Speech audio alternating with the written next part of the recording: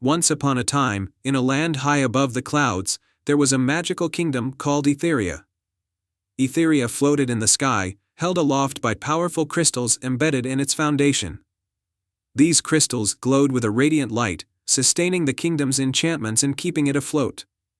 The ruler of Etheria was a wise and kind queen named Seraphina, who had a daughter named Elara. Princess Elara was adventurous and curious, always yearning to explore the world beyond her floating kingdom. Though the people of Etheria loved her dearly, they worried about her desire to leave the safety of their sky-bound realm. One day, while wandering through the palace gardens, Elara stumbled upon an ancient book hidden in the hollow of a great oak tree. The book was filled with tales of a wondrous place called the Crystal Lake, a mystical body of water that was said to grant the deepest wishes of those pure of heart. The lake was located far below Etheria, in the heart of the enchanted forest on the surface of the earth. Determined to find the Crystal Lake, Elara decided to embark on a journey to the surface world. She knew the journey would be perilous, but her heart was set on discovering the wonders she had read about. She packed a small satchel with provisions and a glowing crystal from Etheria to guide her way, then set off under the cover of night. Elara descended from the sky on a cloud chariot, landing gently at the edge of the enchanted forest. The forest was a place of great beauty, filled with towering trees, vibrant flowers, and magical creatures. But it was also a place of great danger, where shadows moved of their own accord and whispers filled the air. As Elara ventured deeper into the forest, she encountered a mischievous sprite named Leora. Leora had bright, sparkling wings and a cheeky grin. Sensing Elara's determination, Leora offered to guide her to the Crystal Lake, but only if Elara could solve a riddle. "Tell me, princess," Leora said with a twinkle in her eye, "what is something that is full of holes but still holds water?" Elara thought for a moment before answering, "A sponge." Leora clapped her hands in delight. "Correct. Follow me, princess. The path to the Crystal Lake is treacherous, but with my help, you will reach it safely." With Leora leading the way, Elara navigated through a series of challenges. They crossed a bridge guarded by a fierce troll, outwitted a sly fox who tried to lead them astray, and solved the puzzle of a talking door that blocked their path. Each challenge tested Elara's bravery, intelligence, and kindness. Finally, after days of travel, they arrived at the Crystal Lake. The water shimmered with an otherworldly light, and the air around it was filled with a soothing melody. Elara approached the lake and knelt by its edge, gazing into its depths. She closed her eyes and whispered her deepest wish, to bring a piece of the lake's magic back to Etheria, so her kingdom could share in its beauty and wonder. As she finished her wish, the lake began to glow even brighter. A small, luminescent crystal emerged from the water and floated into Elara's hands. The crystal pulsed with a gentle warmth, and Elara knew it contained the magic she sought. With the crystal safely in her possession, Elara and Leora made their way back to the edge of the forest. There, Elara bid farewell to her newfound friend and promised to return one day. She ascended to Etheria on her cloud chariot, the crystal's light guiding her way. When Elara returned to Etheria, the people marveled at the radiant crystal she brought back. Queen Seraphina was overjoyed to see her daughter safe and sound, and proud of her bravery and determination.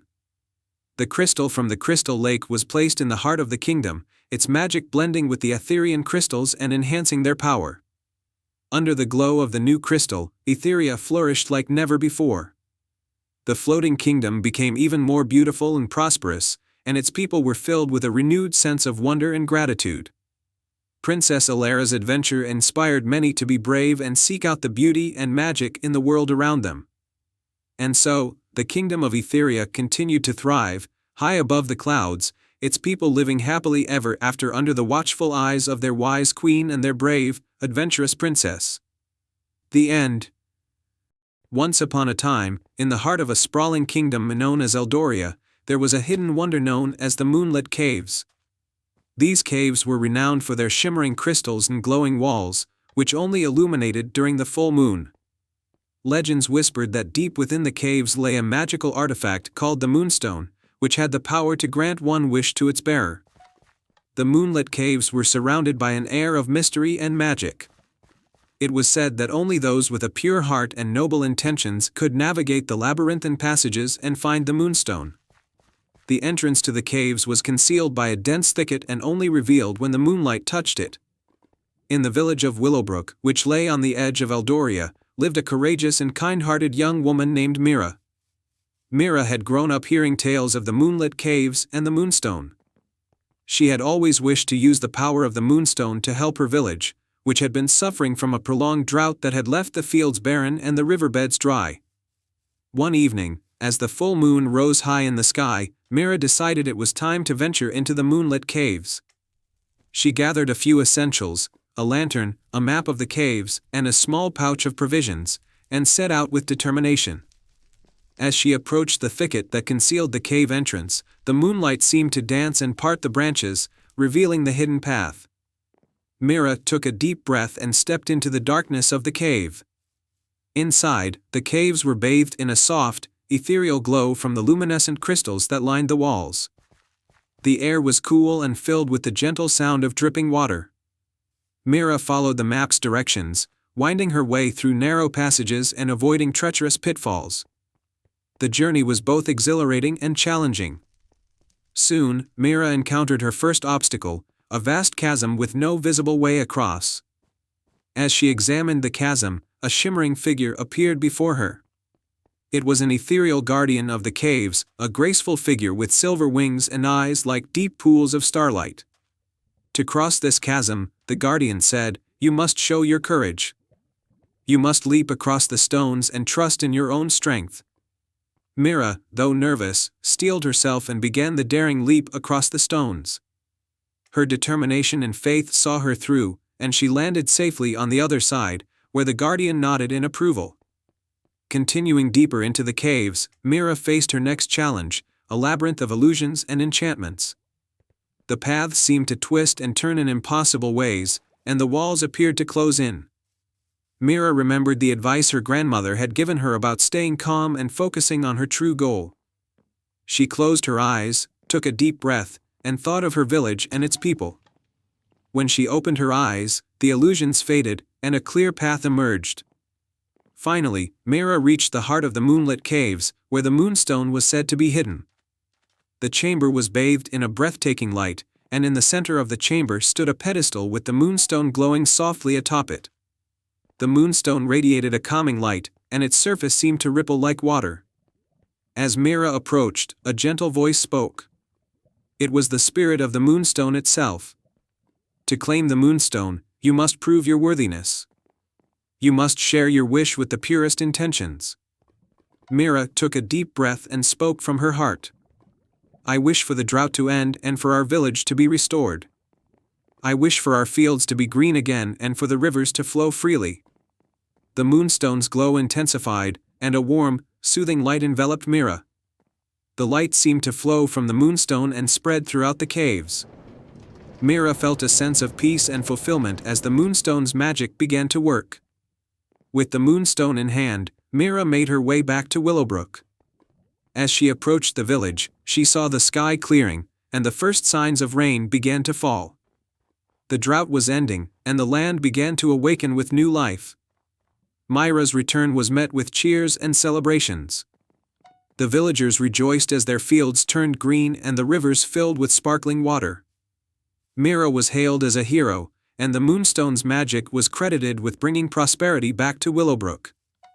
The moonlit caves, now known to be a place of great magic and wonder, remained a treasured secret of Eldoria.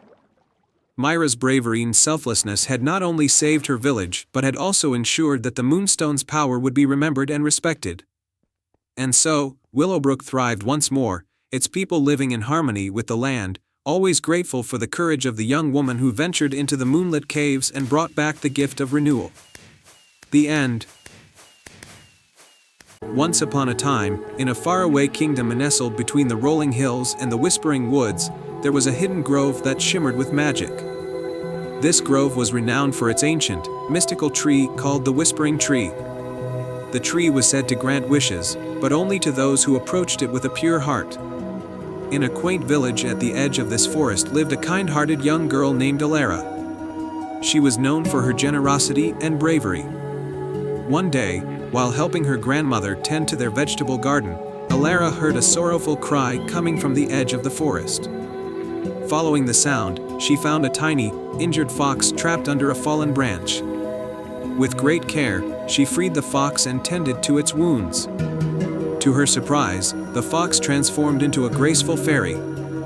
"Thank you, dear Alara," said the fairy, her wings sparkling in the dappled sunlight. "I am Lumina, and I am forever grateful for your kindness. I shall grant you one wish, for you have shown great compassion." Alara thought for a moment. She didn't wish for wealth or power, but for something that would help everyone in her village. She wished for a bountiful harvest for her people, for the village was suffering from a terrible drought.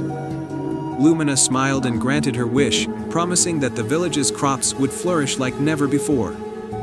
As Alara returned home, she found the village abuzz with excitement. The fields were lush with golden crops, and the villagers rejoiced at the unexpected abundance. Alara's heart swelled with joy, not for her own good fortune, but for the happiness of her people. One evening, as the sun dipped below the horizon, Alara decided to visit the Whispering Tree to thank it for its magic. She entered the grove, where the air was filled with a sweet, soothing melody, and approached the grand, ancient tree. The Whispering Tree had leaves that sparkled like emeralds and bark that seemed to shimmer with a golden hue. Alara placed her hands on the tree and closed her eyes, whispering her gratitude. Suddenly, the tree's leaves rustled, and a soft, melodious voice spoke, "Dear Alara, you have shown great selflessness. Your wish has brought joy to many, and now, it is your turn to receive a blessing." Alara opened her eyes to find a small, golden acorn nestled in the tree's roots. The Whispering Tree continued, "This acorn holds the power to grant a new wish. Use it wisely, for it will reveal its true magic only when needed most." Alara took the acorn home and kept it safely hidden, knowing that she might need its magic someday. Months turned into years, and the village thrived under the care of its beloved residents. Yet, the drought became a distant memory, and the enchanted grove was visited less frequently. One fateful day, a terrible storm hit the kingdom, causing rivers to overflow and lands to flood. Alara's village was in danger of being washed away. The once bountiful fields were now submerged, and hope seemed to be slipping away. Remembering the golden acorn, Alara hurried to the grove. With a heavy heart, she approached the Whispering Tree and placed the acorn in its roots.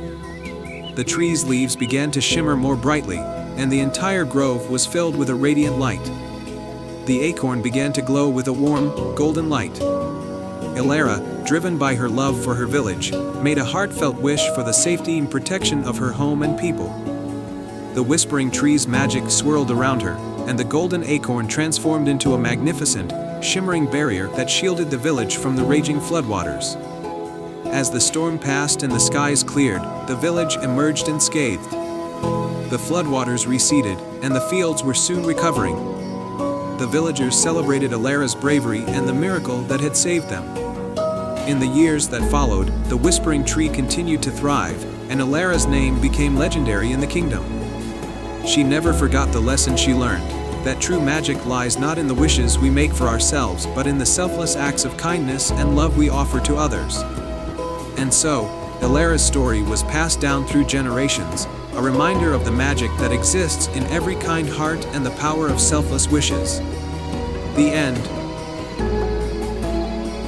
Once upon a time, in a kingdom surrounded by misty mountains and shimmering lakes, there was a charming village named Starhaven. Starhaven was known for its crystal-clear nights, where the stars seemed to twinkle more brightly than anywhere else.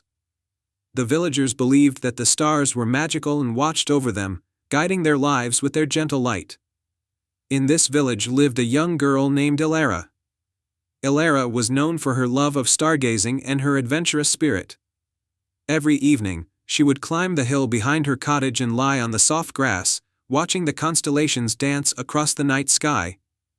Her favorite star was the North Star, which she believed had a special connection to her dreams. One night, as Alara was stargazing, she noticed that the North Star was dimmer than usual. Concerned, she decided to investigate. With a lantern in hand and a heart full of determination, she set off on a journey to the top of the highest mountain in the land, where it was said that the stars touched the earth. The path was steep and winding, and the journey was fraught with challenges. Elara encountered a swirling snowstorm, crossed a rickety old bridge, and navigated through a dark forest filled with whispering shadows. But she pressed on, guided by the faint glow of the North Star. At the summit, she discovered a hidden cave. Inside, the walls were adorned with sparkling crystals, and at the center of the cave was a magical pool of starlight. Floating above the pool was a delicate, glowing star, its light flickering weakly. As Elara approached, a gentle voice echoed through the cave. "Who dares enter the realm of the stars?" Elara looked around and saw a wise, ancient figure emerge from the shadows. It was a celestial guardian with flowing robes that shimmered like the night sky. "I am Elara," she said bravely. "I have come to restore the light of the North Star. It is dim, and I fear for the balance of the stars." The guardian's eyes softened with compassion. "The North Star is fading because the Starstone, which powers the stars, has been stolen by a dark sorcerer. Without it, the stars cannot shine as brightly. You are the first to reach this place, and I sense that you have a pure heart." Elara's eyes widened. "How can I help retrieve the Starstone?" The guardian handed her a shimmering map and said, "Follow this map to the Shadow Realm, where the sorcerer hides. There, you must confront him and recover the Starstone. But remember, the power of the Starstone is not just physical, it also requires a heart full of courage and love." With the map in hand, Elara ventured into the Shadow Realm, a place of swirling darkness and eerie silence. She navigated through the realm, her lantern's light piercing the shadows. Eventually, she found the sorcerer's lair, a towering fortress surrounded by swirling mists. Inside, the sorcerer sat on a dark throne, the Starstone glowing ominously at his side. He was a tall figure cloaked in shadows, his eyes gleaming with malice. "Why have you come here, child?" he sneered. Elara took a deep breath. "I have come to reclaim the Starstone and restore the light of the North Star. The stars are important to the world, and their light brings hope and guidance." The sorcerer laughed. "You think you can take it from me? The Starstone's power is mine to command." With a sudden burst of bravery, Elara stepped forward and spoke from her heart. "The power of the Starstone is meant to bring light and hope, not darkness. True power lies in using it for good." Her words struck a chord with the sorcerer. He hesitated, and for a moment, his hardened exterior softened. He realized the truth in her words. Reluctantly, he handed the Starstone over to Elara, his anger giving way to a deep, introspective sadness. Elara thanked him and quickly made her way back to the summit. With the Starstone in place, its light began to radiate throughout the cave, filling it with a brilliant, warm glow. The North Star's light was restored, and the stars across the sky sparkled with renewed brilliance. When Elara returned to Starhaven, the villagers celebrated her bravery and kindness. The North Star shone more brightly than ever, and the balance of the stars was preserved. The sorcerer, having seen the error of his ways, found redemption and vowed to use his magic for good. Elara's adventure became a cherished tale in Starhaven, a story of courage, kindness, and the power of a pure heart. The stars continued to guide and inspire the village, and Elara, with her unwavering spirit, lived happily ever after. And they all lived happily ever after.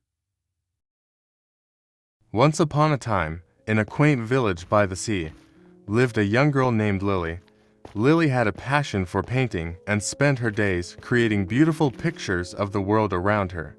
Her favorite subjects were the vibrant sunsets, the colorful flowers, and the playful animals that inhabited the village. One day, while exploring the attic of her grandmother's old cottage, Lily discovered a dusty, ornate box hidden beneath a pile of old books. Curiosity piqued.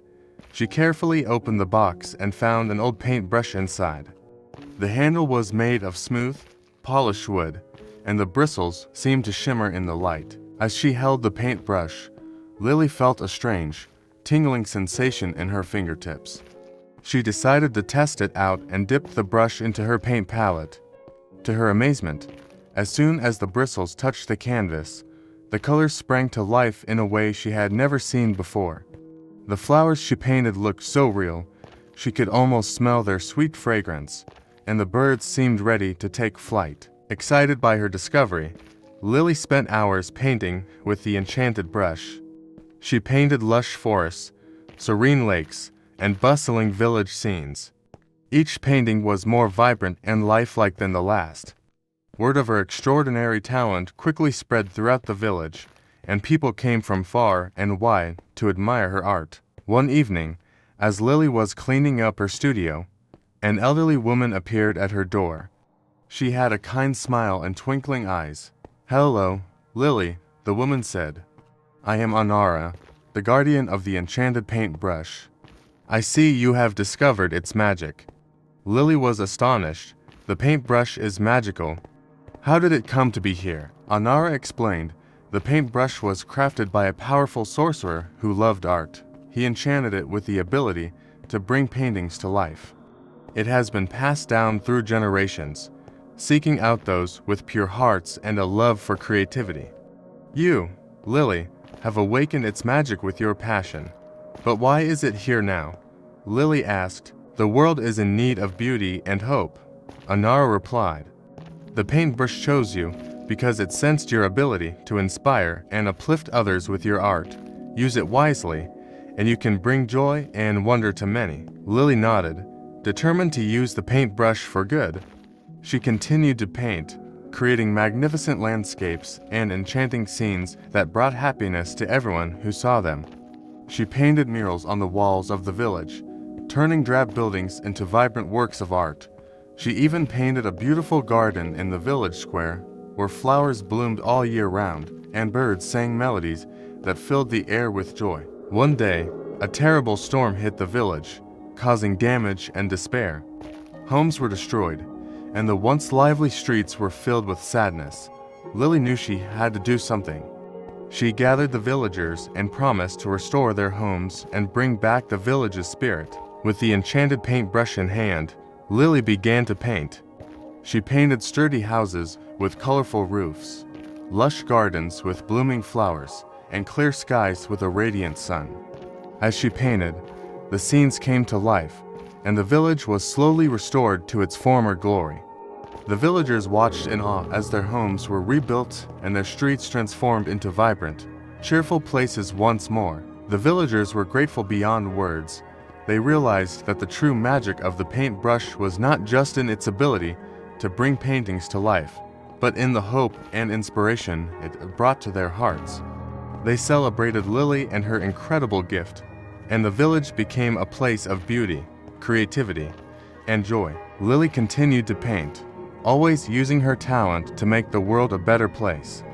She taught others to embrace their creativity and showed them that even in the darkest times, art could bring light and hope. The enchanted paintbrush remained by her side, a symbol of the magic that lies within each of us when we follow our passions and share our gifts with the world. And so, the story of Lily and the enchanted paintbrush became a legend, reminding everyone that the true magic of life lies in the beauty we create and the joy we share with others. Once upon a time, in the quaint village of Greenvale, there was a small, serene brook that wound its way through the forest. The brook was known as the Whispering Brook because, on quiet nights, its waters would carry soft, melodic whispers that told stories and secrets from the past. The villagers revered the brook and believed it held ancient wisdom. However, as the years passed, the whispers grew fainter, and the brook began to dry up. The once crystal-clear waters became murky, and the villagers feared that they were losing a cherished part of their heritage. Among the villagers was a kind and adventurous girl named Alara. She had always been enchanted by the whispers of the brook and felt a deep connection to it. Determined to restore the brook to its former glory, Alara decided to embark on a quest to uncover the source of the whispers and revive its magic. One evening, guided by the soft glow of the setting sun, Alara followed the brook upstream into the heart of the forest. She came across a hidden grove where the trees seemed to hum with a faint, magical resonance. At the center of the grove was an ancient stone pedestal with an intricately carved inscription, "To restore the whispers, seek the heart of the forest." Elara looked around and spotted a small, luminescent flower growing near the pedestal. As she touched the flower, a gentle, shimmering light enveloped the grove, and a wise old creature appeared. It was a gentle fawn with eyes that sparkled like stars. "Greetings, Elara," the fawn said in a melodious voice. "I am Nym, the guardian of the heart of the forest. To find the heart and restore the whispers, you must complete 3 tasks. Each task will test your courage, kindness, and wisdom." Elara nodded, ready to take on the challenges. Nym led her to the first task, the trial of courage. She had to cross the misty gorge, a deep chasm shrouded in thick fog. The only way across was a fragile-looking bridge made of vines and twigs. Elara took a deep breath and carefully made her way across the bridge, her heart steady and her steps sure. The bridge held firm, and she reached the other side safely. The second task was the trial of kindness. Elara found a group of lost fireflies flitting helplessly in the dark. Their light was dim, and they were unable to find their way back to their home. Elara gently gathered the fireflies in her hands and used her kindness to soothe them. She sang a soft lullaby, and as her warm, caring presence filled the air, the fireflies regained their strength and guided her to the next challenge. The final task was the trial of wisdom. Nym led Elara to a glimmering pool in the heart of the forest, where a golden key lay submerged beneath the water. To retrieve it, Elara had to solve a riddle posed by the pool's reflection. The riddle was, "I am not alive, but I grow. I don't have lungs, but I need air. I don't have a mouth, but water kills me. What am I?" Elara thought carefully and realized the answer was fire. She spoke the answer aloud, and the golden key floated to the surface. She retrieved the key and thanked the pool for its guidance. With the golden key in hand, Elara returned to the ancient stone pedestal. The pedestal's inscription began to glow with a soft, warm light. Elara placed the key into a hidden slot, and the pedestal opened, revealing a hidden chamber filled with vibrant, glowing crystals. As Elara entered the chamber, she saw the heart of the forest, a radiant crystal that pulsed with a gentle, soothing light. She approached the crystal and, with a heart full of gratitude, gently touched it. The crystal's light spread throughout the forest, revitalizing the whispering brook. The waters flowed once more, clear and sparkling, and the whispers returned, carrying stories and secrets through the village. The brook's magic was restored, and the villagers rejoiced as the soft melodies filled their hearts with joy and wonder. Elara returned to Greenvale as a hero, celebrated for her bravery, kindness, and wisdom. The whispering brook became even more cherished than before, its whispers now more vivid and full of life. And so, the tale of Elara's adventure became a cherished story in Greenvale, a reminder of the magic that lies in courage, kindness, and wisdom, and the power of a heart that listens to the whispers of the world. The Moonstone Princess. Once upon a time, in a kingdom nestled between towering mountains and a sparkling sea, there was a realm called Lyria. Lyria was renowned for its breathtaking beauty and its most precious treasure, the Moonstone, a mystical gem that held the power to bring peace and prosperity to the land. The Moonstone was kept in the Grand Palace, guarded by the wise and gentle Queen Seraphina and her kind-hearted daughter, Princess Elara. Princess Elara had always been fascinated by the Moonstone and the ancient legends surrounding it.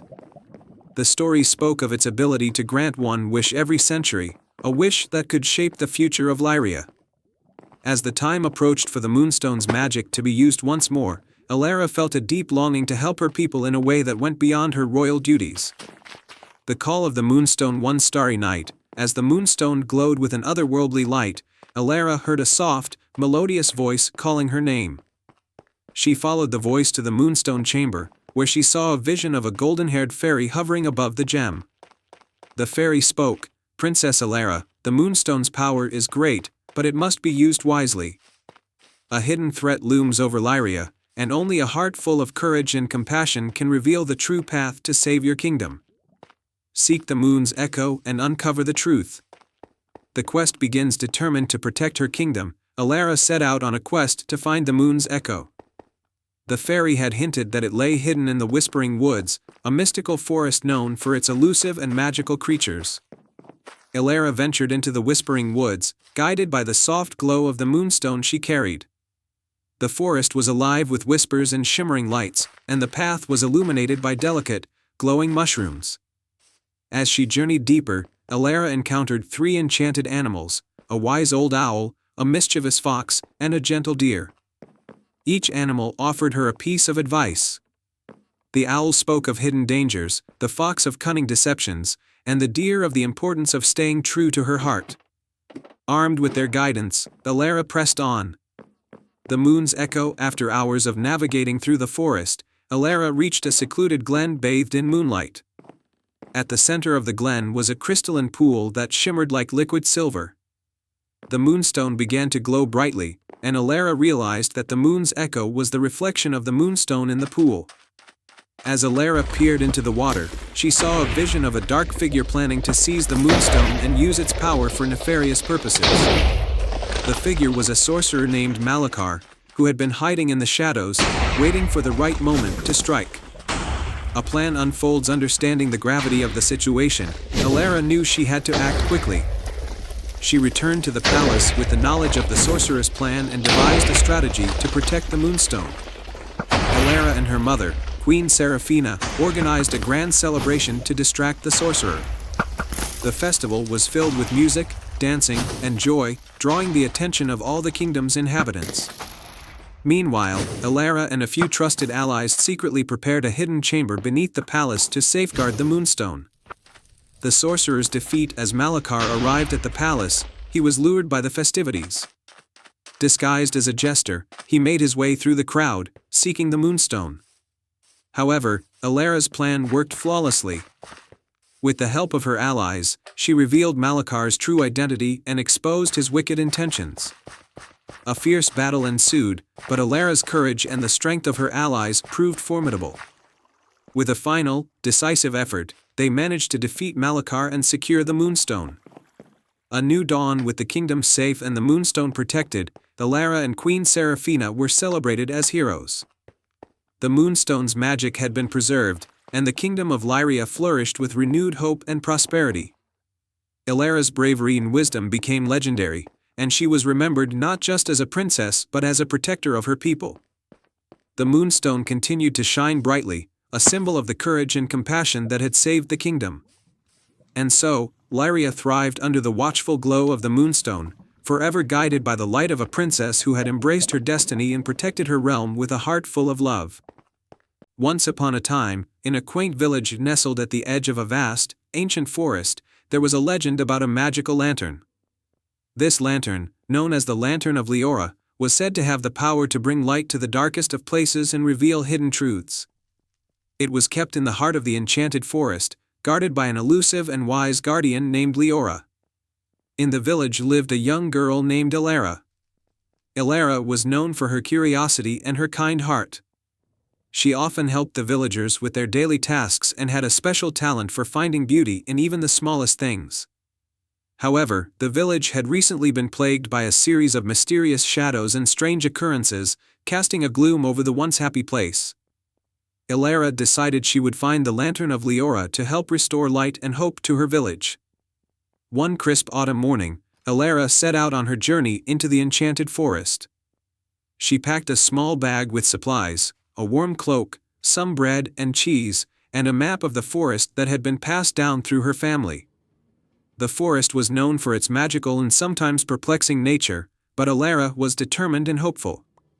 As she ventured deeper into the forest, she noticed the trees had a faint, shimmering glow, and the path seemed to change as she walked. The forest was alive with soft, melodious sounds, like whispers of the wind and distant bird songs. Elara followed the map, which led her to a babbling brook with water so clear it sparkled like diamonds. The brook was lined with glowing pebbles, and Elara followed its course until she reached a grove bathed in golden light. At the center of the grove stood a large, ancient oak tree with a hollow trunk. Inside the hollow was a small, ornate door.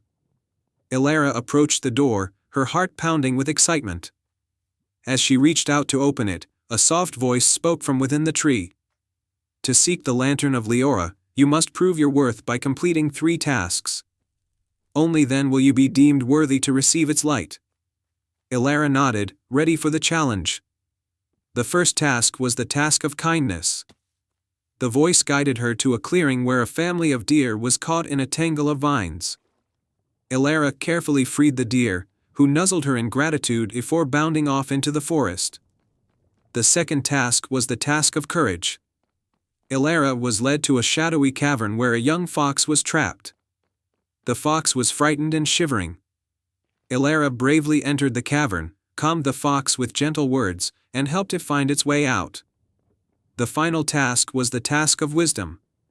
The voice presented Elara with a riddle inscribed on a stone tablet. I am not alive, but I grow. I don't have lungs, but I need air. I don't have a mouth, but water kills me. What am I? Elara thought deeply about the riddle. After a moment, she answered, a fire. The stone tablet glowed warmly, and the hidden door in the oak tree opened, revealing a small, glowing lantern. Elara carefully took the lantern of Leora and held it up. The lantern's light was soft and radiant, casting a warm glow around her. She felt a sense of calm and clarity, knowing that the lantern's light would help her village. With the lantern in hand, Elara made her way back to the village. As she approached, she could see the shadows that had plagued the village beginning to recede. The lantern's light spread through the village, dispelling the darkness and revealing the true beauty of the place. The villagers gathered around, amazed by the lantern's magical light. As the shadows disappeared, the village came back to life with joy and laughter. The once gloomy atmosphere was replaced with a renewed sense of hope and happiness. Elara was celebrated as a hero, and the lantern of Leora became a treasured symbol of light and hope. The village continued to thrive, and the forest remained a place of magic and wonder, where legends and kindness intertwined. And so, Elara's adventure with the lantern of Leora became a beloved tale, reminding everyone that light and hope can be found even in the darkest of times, and that true courage and kindness can illuminate the world. Once upon a time, in the lush and lively kingdom of Eldergrove, there was a magical place known as the Glade of Echoes. This glade was renowned for its ancient trees that sang with the wind and the Lantern of Legends, a mystical lantern said to grant one wish to those who approached it with a brave heart and a pure soul. The Lantern of Legends was hidden deep within the glade and could only be found on the night of the Moon Festival, when the sky was filled with shimmering moonbeams.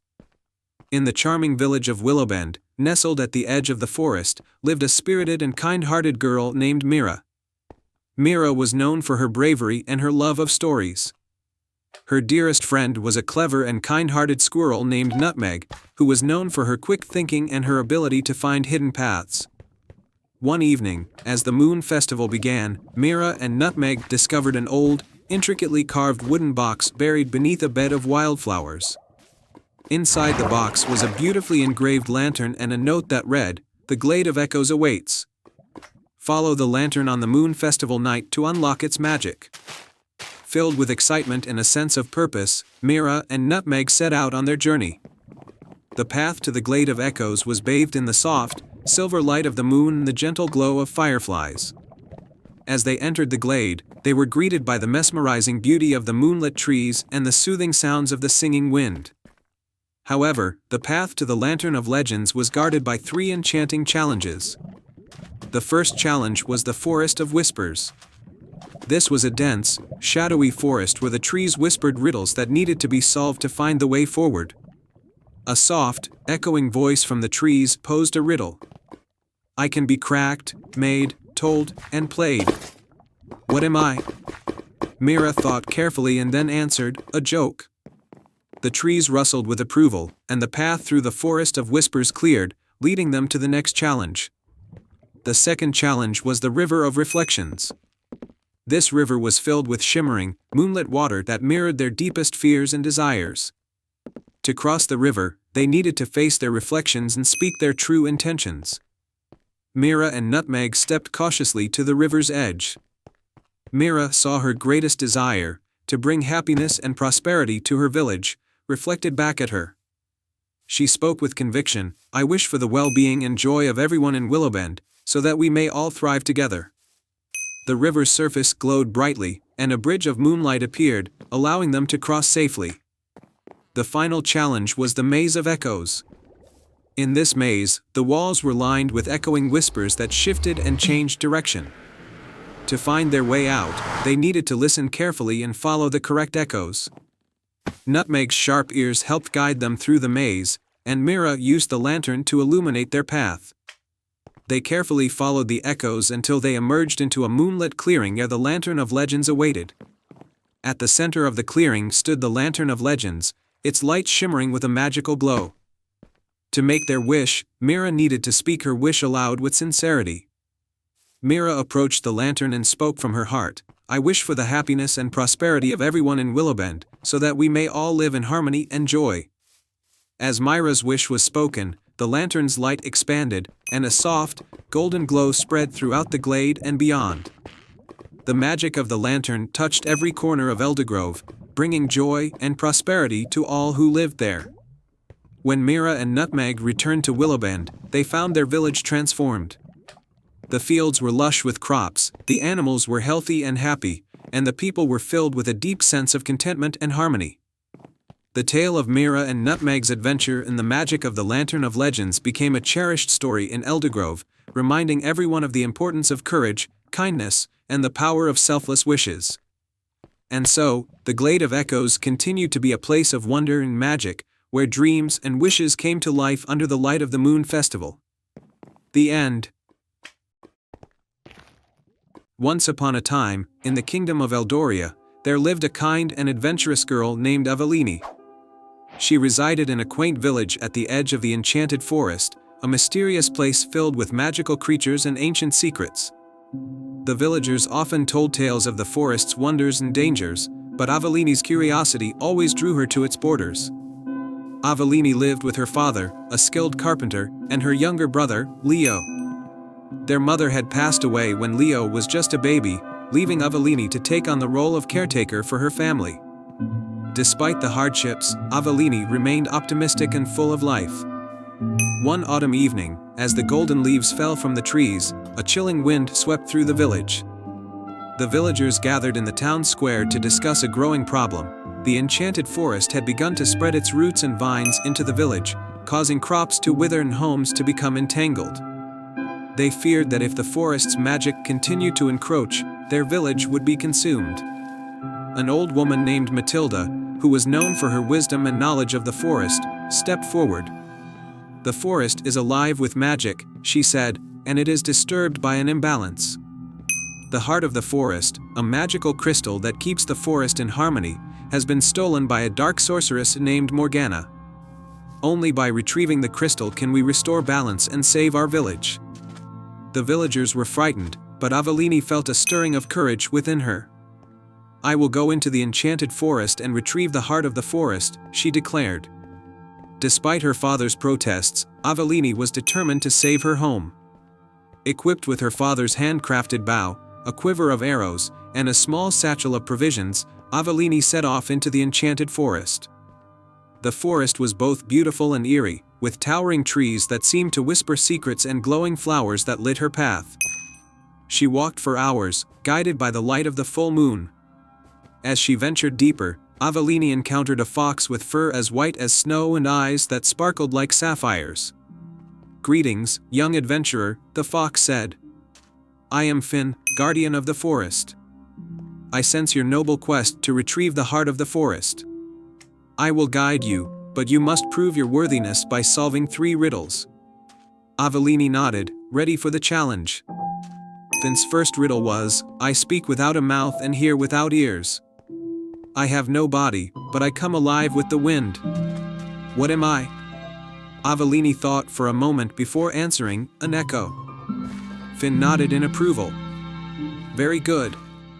The second riddle, I am not alive, but I grow. I don't have lungs, but I need air. I don't have a mouth, but water kills me. What am I?" "Fire," Avellini replied confidently. "Correct," said Finn. "Now for the final riddle. I am seen in the water if seen in the sky. I am in the rainbow, a jay's feather, and lapis lazuli. What am I?" Blue, Avellini answered. Finn smiled. You are indeed worthy. Follow me. The fox led Avellini through winding paths and hidden trails until they reached a dark cave where Morgana resided.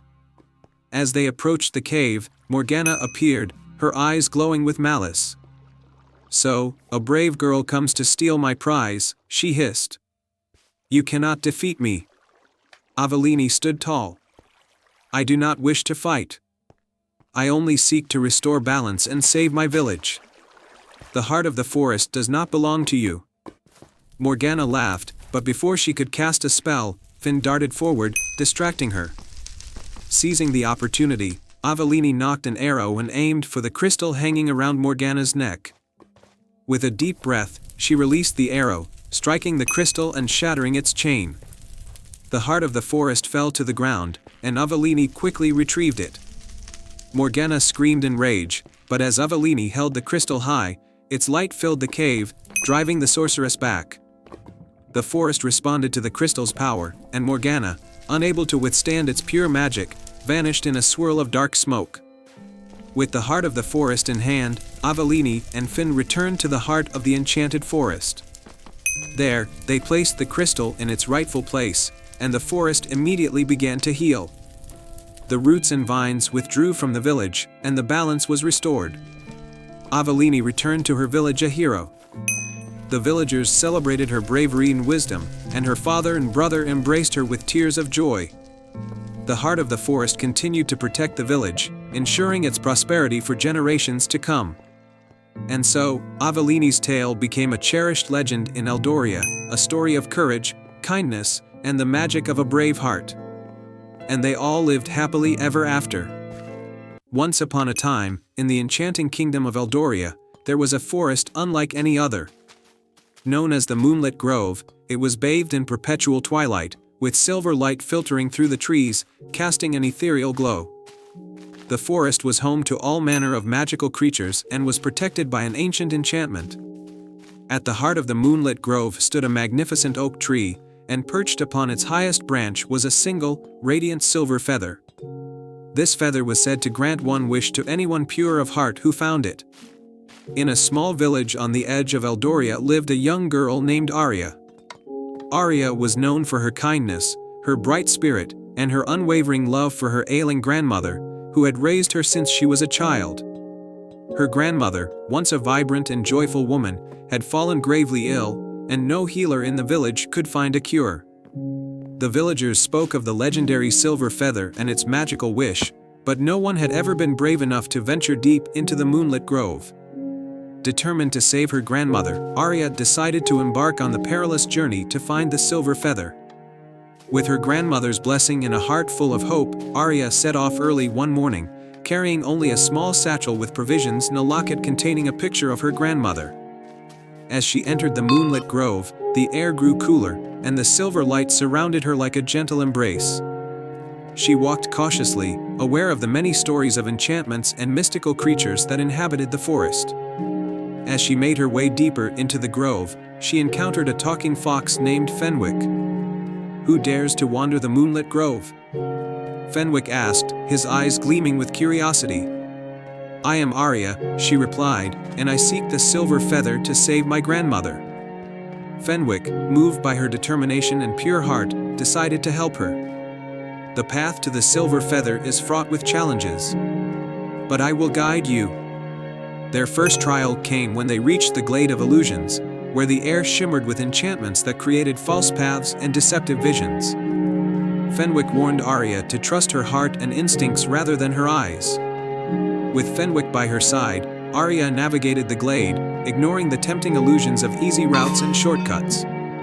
Next, they arrived at the River of Echoes, a wide, rushing stream with no visible bridge. The river's waters reflected not only the surroundings but also the innermost fears and doubts of those who looked into it. Arya saw visions of her grandmother's suffering, and for a moment, her resolve wavered. But Fenwick reminded her of her strength and the love that drove her. Summoning her courage, Arya found a series of stepping stones hidden just beneath the surface and carefully made her way across the river. Finally, they reached the enchanted meadow, filled with delicate, glowing flowers that sang in the breeze. In the center of the meadow stood the ancient oak tree, its branches reaching high into the sky. At the very top, the silver feather glistened in the moonlight. As Arya approached the tree, a gentle but commanding voice echoed through the meadow. It was the spirit of the oak tree. Only those with a selfless heart may take the feather, the spirit warned. Arya, with Fenwick watching supportively, began to climb the oak. The climb was difficult, and her hands and feet ached, but her love for her grandmother drove her onward. When she finally reached the top, she grasped the silver feather, feeling its warmth and magic. As she descended, the spirit of the oak tree spoke again. "You have proven your heart's purity and bravery. Make your wish, and it shall be granted." Holding the feather close, Arya closed her eyes and whispered her wish, "I wish for my grandmother to be healthy and happy once more." The feather glowed brightly, and a soft breeze enveloped Arya, carrying her wish to the winds. With Fenwick by her side, Arya made her way back through the moonlit grove, her heart light with hope. When she returned to her village, she found her grandmother standing at the doorway, looking healthier and happier than she had in years. Tears of joy streamed down Arya's face as she embraced her grandmother, knowing that the magic of the silver feather had worked. The story of Arya's bravery and the enchanted silver feather spread throughout Eldoria, inspiring others with the power of love and selflessness. The moonlit grove remained a place of wonder and mystery, its silver light a beacon of hope for all who believed in the magic of the heart.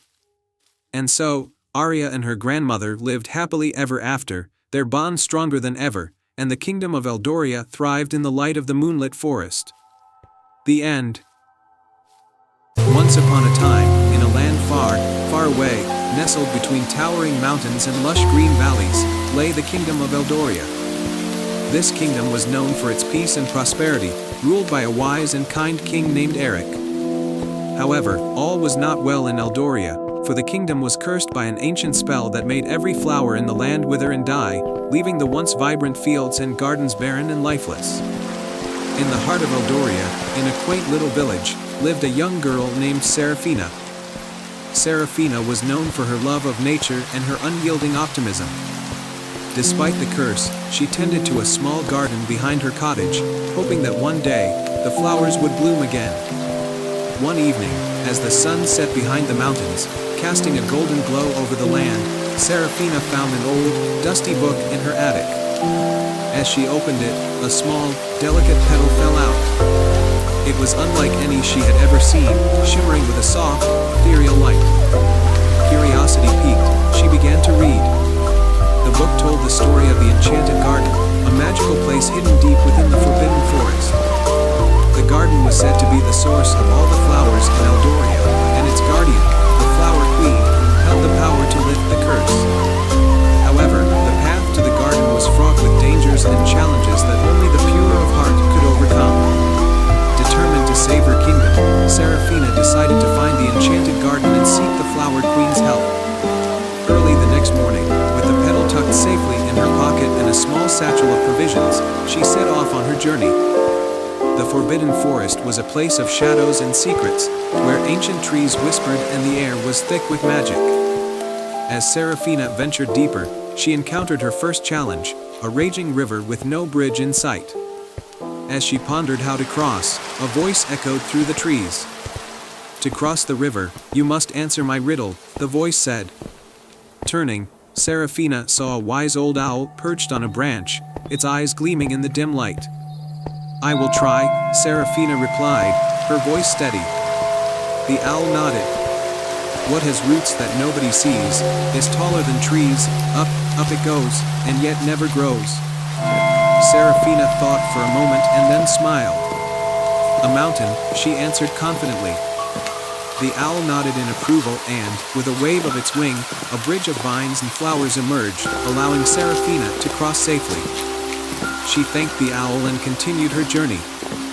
As she walked, the forest grew darker and the path more treacherous. Soon, she reached a clearing where a beautiful unicorn lay, its leg caught in a trap. The creature struggled, but the more it fought, the tighter the trap became. Without hesitation, Serafina approached the unicorn. "Let me help you," she said gently. Using her knowledge of herbs and healing, she tended to the unicorn's wounds and freed it from the trap. The unicorn stood gracefully and nuzzled Seraphina's hand in gratitude. "Thank you, kind one," the unicorn said. "For your compassion, I will guide you to the enchanted garden."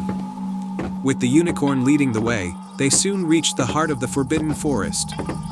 Before them lay a magnificent garden, filled with flowers of every color and kind, each one glowing with its own light. In the center of the garden stood a majestic figure, the Flower Queen. "Welcome, Seraphina," the Flower Queen said, her voice like the gentle rustle of leaves. "You have shown great courage, wisdom, and kindness. Why have you come?" Seraphina knelt before the queen. "My kingdom is cursed, and every flower has withered and died. I seek your help to lift the curse and bring life back to Eldoria." The Flower Queen smiled warmly. "You have a pure heart, Seraphina. For your bravery and selflessness, I will grant your wish." The queen plucked a glowing flower from the garden and handed it to Seraphina. "Take this flower and plant it in the center of your village. Its magic will spread, lifting the curse and bringing life back to Eldoria." With deep gratitude, Seraphina accepted the flower and thanked the Flower Queen. The unicorn escorted her back through the forest, and soon she was on her way home. As Seraphina returned to her village, the villagers gathered around her, curious and hopeful. She planted the glowing flower in the village square, and as soon as it touched the earth, a wave of magic swept through the land. The flowers in the gardens, fields, and meadows began to bloom once more, vibrant and full of life. King Eric declared a grand celebration in honor of Seraphina's bravery. The kingdom of Eldoria flourished like never before, and Seraphina's garden became a symbol of hope and renewal. Her story was told for generations, a reminder of the power of a pure heart and the magic that lies within kindness and courage. And so, the kingdom of Eldoria lived happily ever after, their hearts forever filled with gratitude for the girl who brought their flowers back to life. Once upon a time, in a serene valley bordered by rolling hills and lush forests, lay a charming village called Starhaven. Starhaven was renowned for its breathtaking moonlit meadow, a place where flowers glowed softly under the moonlight, creating a magical and enchanting scene each night. In this village lived a young girl named Elara. Elara was known for her kindness and her love for the moonlit meadow. Every evening, she would visit the meadow to help the glowing flowers bloom and to listen to the stories whispered by the gentle breeze. Her greatest wish was to protect the meadow's magic and ensure it remained a place of wonder and peace. One day, as the full moon approached, a mysterious fog began to creep into the valley. The once vibrant flowers in the moonlit meadow began to wilt, and the magical glow that had always been so bright started to fade. Elara was deeply worried. She knew something was wrong. Determined to save the moonlit meadow, Elara set off on a quest to find the source of the fog. She packed a small bag with essentials, including a lantern, a map, and a few snacks, and set out into the foggy night. Her loyal dog, Max, followed closely by her side. As they ventured through the forest, the fog grew thicker, and the trees loomed ominously. Elara and Max soon came across an old, twisted tree with a door carved into its trunk. The door was slightly ajar, and a soft light flickered from within. Curious and brave, Elara pushed the door open and entered the hollow tree. Inside, she found a cozy room lit by lanterns and filled with magical trinkets. Sitting at a wooden table was a kindly old wizard named Alden, who was busy mixing potions. "Welcome, Elara," Alden said with a warm smile. "I've been expecting you." Elara was surprised. "You know my name?" Alden nodded. "Yes, the magic of the moonlit meadow has reached me. The fog that has covered your village is the work of a mischievous spirit who seeks to steal the meadow's magic for herself. Her name is Lysandra." Elara's heart sank. "How can we stop her?" Alden handed Elara a small, silver pendant. "This pendant holds the power to reveal the true intentions of anyone who wears it. Use it to find Lysandra and convince her to restore the meadow's magic." Thanking Alden, Elara and Max left the tree and continued their journey. With the pendant in hand, they followed the trail of fog through the forest. After a while, they arrived at a hidden glade where Lysandra, a shadowy figure with twinkling eyes, was attempting to harness the meadow's magic. Lysandra was startled to see Ilara and Max. "What are you doing here?" she demanded. Ilara stepped forward, holding the pendant. "I'm here to ask you to return the magic of the moonlit meadow. It's a special place for everyone in our village, and it needs its light to stay alive." Lysandra hesitated, looking at the pendant. The magic within it revealed her true feelings. She was not truly wicked but rather lonely and seeking attention. "I didn't mean to harm anyone," Lysandra admitted. "I only wanted to share the magic with myself, feeling forgotten and unappreciated." Ilara's heart softened. "You don't have to take the magic away. You can be a part of it and help us protect it." Touched by Ilara's kindness, Lysandra agreed. Together, they worked to clear the fog and restore the meadow's glow. Lysandra used her magic to bring back the vibrant flowers and enhance the meadow's beauty. As the moonlight bathed the meadow once more, the flowers bloomed brightly, and the glow returned, more magnificent than ever. The villagers of Starhaven celebrated the restoration of their beloved meadow, and Lysandra was welcomed with open arms. From that day forward, Lysandra became a guardian of the moonlit meadow, working alongside Ilara and the villagers to keep the magic alive. The meadow flourished, and the bond between the villagers and the spirit grew strong. Ilara's bravery and compassion had not only saved the moonlit meadow but also brought a new friend into their lives. And so, Starhaven continued to shine under the light of the full moon, a place of wonder, unity, and enduring magic. And they all lived happily ever after. I hope you enjoyed this fairy tale. In the tranquil kingdom of Luminera, nestled between emerald hills and sparkling lakes, there was a small village known for its peacefulness and harmony. The villagers lived simple lives, their days filled with laughter and joy. However, the kingdom had one mystery that intrigued everyone: the legend of the starling's gift. The legend spoke of a magical starling bird that appeared only once every century. This bird was said to possess a dazzling feather that could grant one extraordinary wish to anyone who found it. The legend had become a source of hope and dreams for the villagers, who often gathered around the old oak tree in the village square to share stories and sing songs about the elusive starling. In this village lived a young girl named Elowen, known for her kindness and adventurous spirit. Elowen was fascinated by the legend of the starling's gift and often dreamed of finding the magical bird. She believed that if she could find it, she could make a wish to bring everlasting happiness to her village.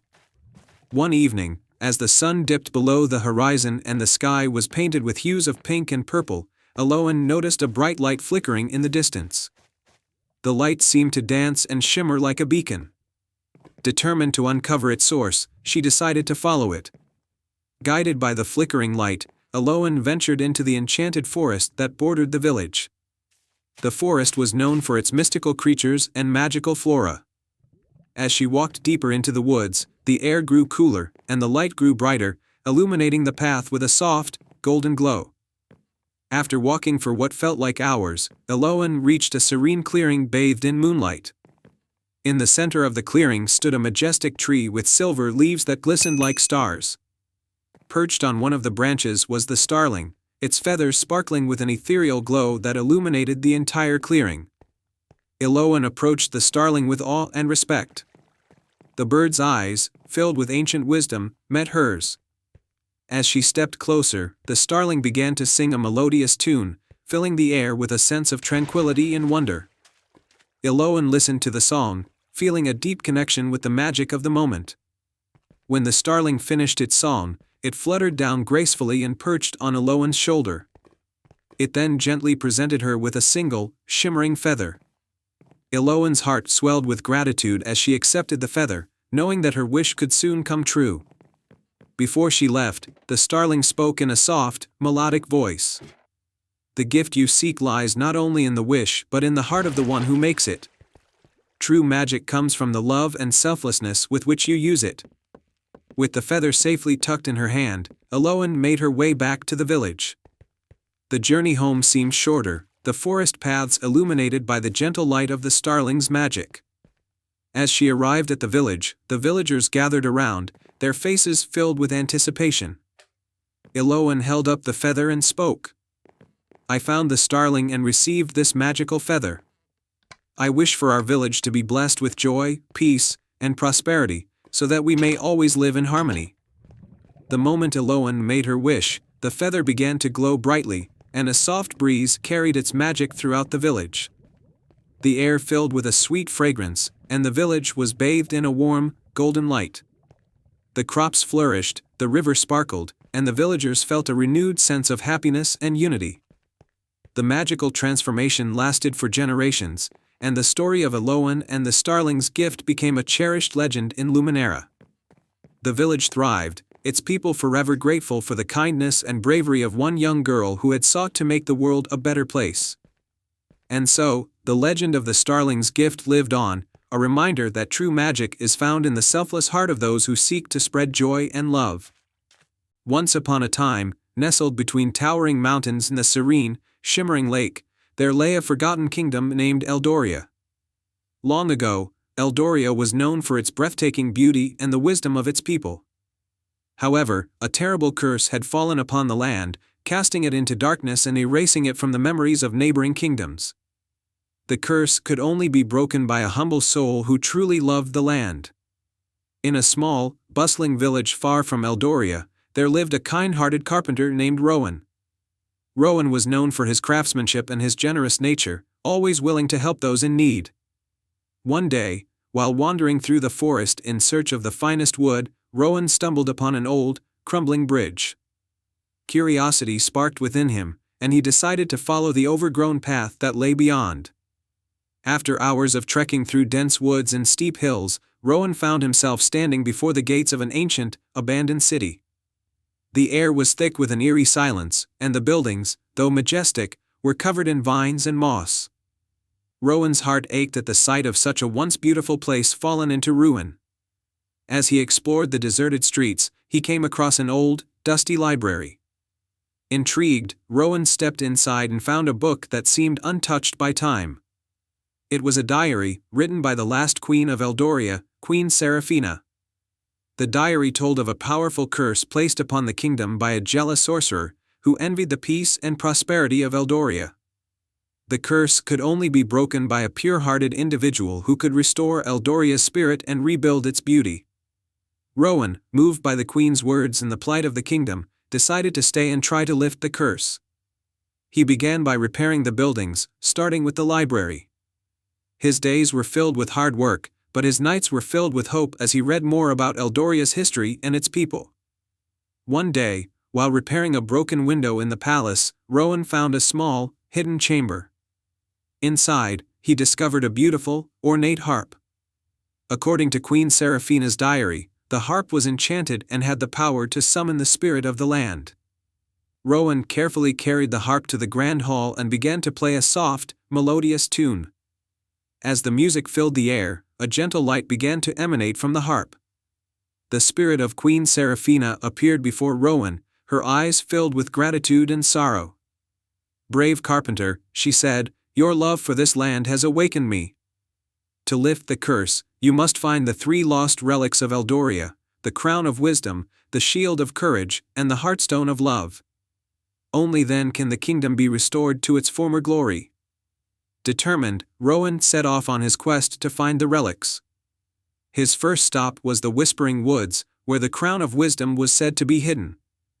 The woods were filled with ancient trees that whispered secrets to those who would listen.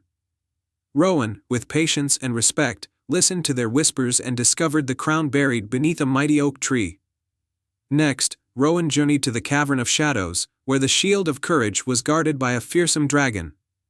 Rowan approached the dragon with humility and spoke of his quest to save Eldoria. The dragon, moved by Rowan's bravery and sincerity, bestowed upon him the shield, recognizing the courage in his heart. Finally, Rowan ventured to the Lake of Reflection, where the heartstone of love lay hidden beneath the tranquil waters. To retrieve it, Rowan had to confront his own deepest fears and doubts, seeing them reflected in the water's surface. With a pure heart and unwavering determination, Rowan dived into the lake and emerged with the glowing heartstone in his hand. With the 3 relics in his possession, Rowan returned to Eldoria and placed them on the altar in the palace's grand hall. As he did, the ground trembled, and a radiant light enveloped the kingdom. The curse was lifted, and Eldoria began to bloom once more. The buildings were restored, the skies cleared, and the people, long forgotten, returned to their beloved land. Queen Seraphina appeared before Rowan once again, her spirit now at peace. "You have saved Eldoria, brave carpenter," she said. "Your love and dedication have brought life back to this kingdom. You shall be remembered as the hero who restored our land." Rowan, though humbled, insisted he had merely done what was right. He continued to live in Eldoria, helping to rebuild and guide the people. Under his care, the kingdom flourished and became a beacon of hope and prosperity. And so, the tale of Rowan, the brave carpenter who lifted the curse and restored the lost kingdom of Eldoria, was passed down through generations, reminding all that even the humblest of hearts can achieve greatness. The end. Once upon a time, in the quaint village of Everwood, there was an old well at the edge of the village square. This was no ordinary well, it was known as the Wishing Well. Legend said it could grant one wish to those who truly believed and had a heart full of hope. However, the well had been silent for many years, and its magic was thought to have faded. In Everwood lived a young boy named Finn. Finn was a dreamer with a heart full of kindness. He spent his days helping his neighbors, always hoping to make their lives better. His greatest wish was to restore his village's old library, which had fallen into disrepair and was now closed. Finn believed that the library held the key to unlocking the village's potential and bringing knowledge and joy to everyone. One crisp autumn day, after reading one of the few books left in the library, Finn decided that he would try to make his wish come true. He approached the wishing well with a determined heart. As he gazed into its depths, he saw nothing but darkness. Yet, he had heard the stories from his elders and believed in the well's magic. With a deep breath, Finn took a small coin from his pocket and dropped it into the well, making his heartfelt wish. "I wish to restore the old library and bring knowledge and happiness back to Everwood," he said. The well remained silent, and Finn left feeling a mixture of hope and doubt. As days passed, Finn worked tirelessly on his own, cleaning up the library, repairing broken shelves, and gathering donations from the villagers. Despite his efforts, the library remained a long way from being restored. One night, as Finn was working late, a soft glow filled the library. He looked up to see a small, glowing figure hovering in the air. It was a friendly fairy named Leora, who had been sent by the magic of the Wishing Well. "Finn, your wish has reached the heart of the well," Leora said with a warm smile. "But to truly restore the library, you must undertake a quest. The library holds many secrets, and only by uncovering them can you bring it back to life."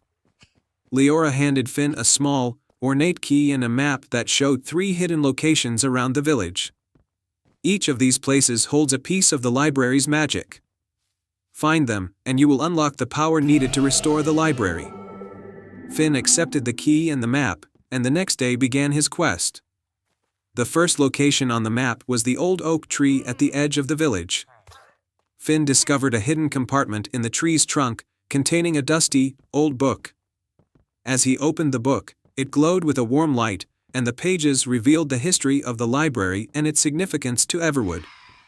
The second location was a small, forgotten garden behind the village church. In the center of the garden was a weathered stone pedestal.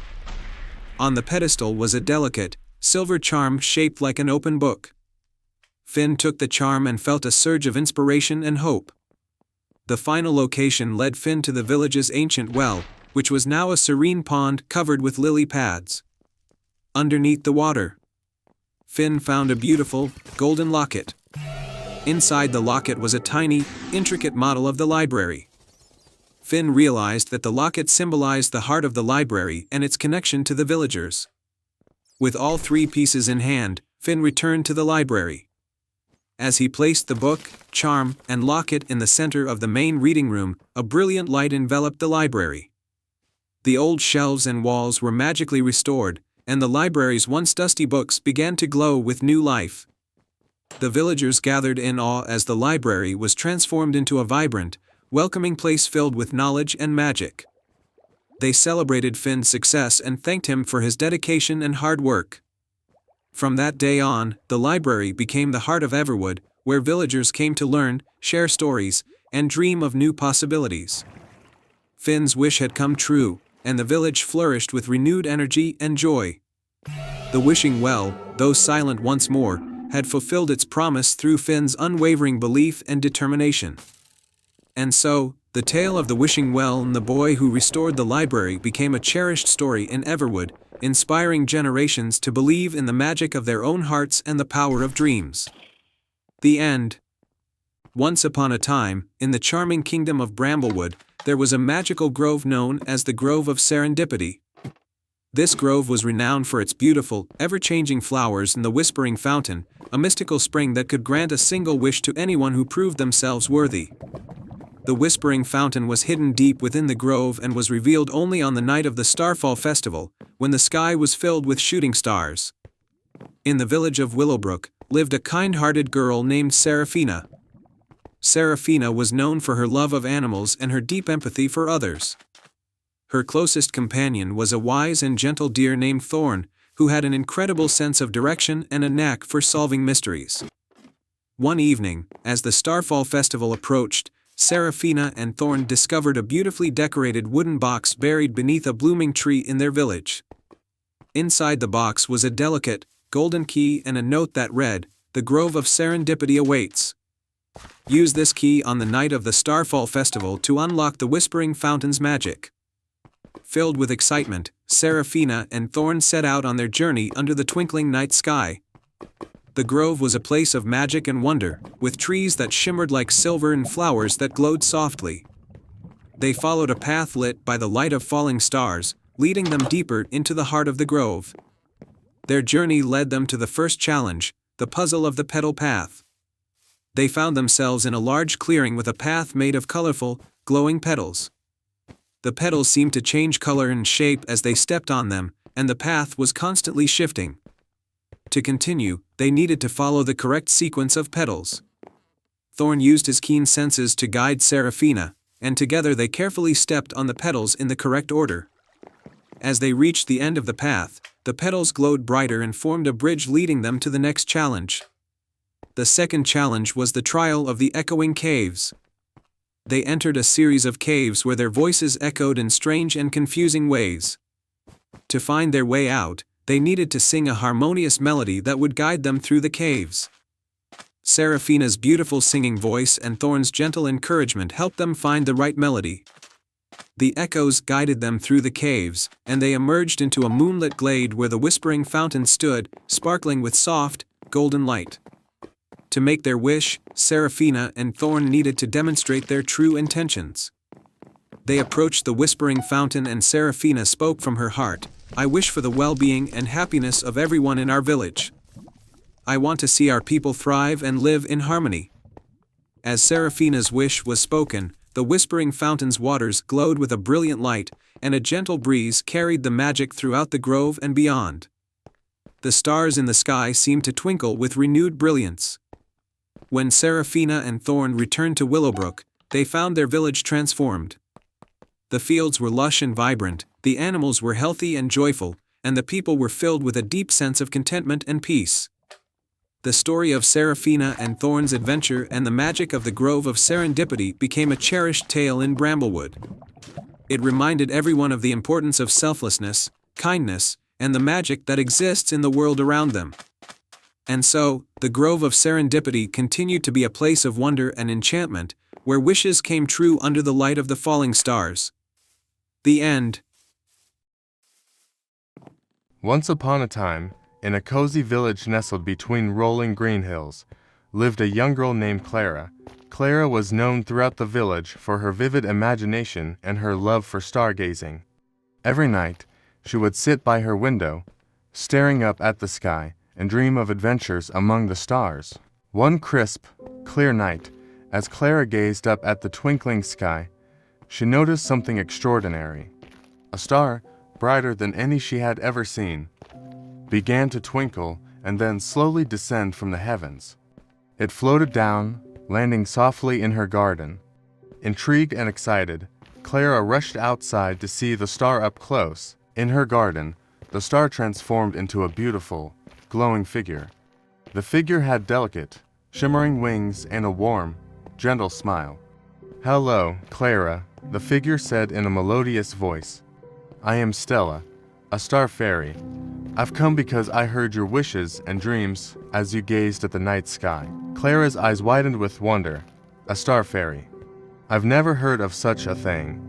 What brings you here?" Stella smiled. "I've come to grant you one wish, Clara, anything your heart desires." Clara thought for a moment, then replied, "I wish to bring happiness and prosperity to my village. The people here are kind and hardworking, but they've faced many hardships lately." Stella's eyes twinkled with delight. "A noble wish, indeed. Your kindness and selflessness will be rewarded. But remember, true happiness and prosperity come from within and from helping one another." With a wave of her wand, Stella cast a sparkling spell over the village. The once ordinary garden now shimmered with magical flowers that bloomed even in the darkest night, fruits that never spoiled, and herbs that could cure any ailment. As the days passed, the villagers began to notice the changes. The fields yielded abundant crops, the animals were healthy and thriving, and the people themselves seemed more joyful and full of energy. Clara's garden became a sanctuary where everyone gathered to share stories, laughter, and dreams. One day, a traveling merchant named Elias arrived in the village. He was amazed by the vibrant atmosphere and the happiness that radiated from everyone. He visited Clara's garden and was welcomed with open arms.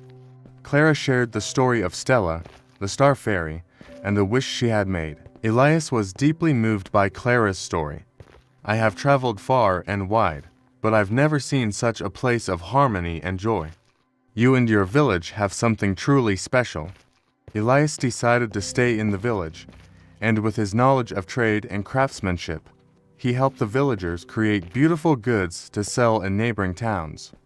The village prospered even more, becoming known as a place of magic and happiness. Years passed, and Clara grew up, but she never lost her love for the stars. Every night, she would still gaze up at the sky, thanking Stella for the gift she had given. One evening, as she sat by her window, Stella appeared once again. "Clara," Stella said, "you have used your wish wisely and brought great joy to your village. But now it is time for you to embark on your own adventure." Stella handed Clara a small, glowing star. "This star will guide you wherever you wish to go. Follow it, and it will lead you to new dreams and new adventures." Clara hugged Stella, filled with gratitude. "Thank you, Stella.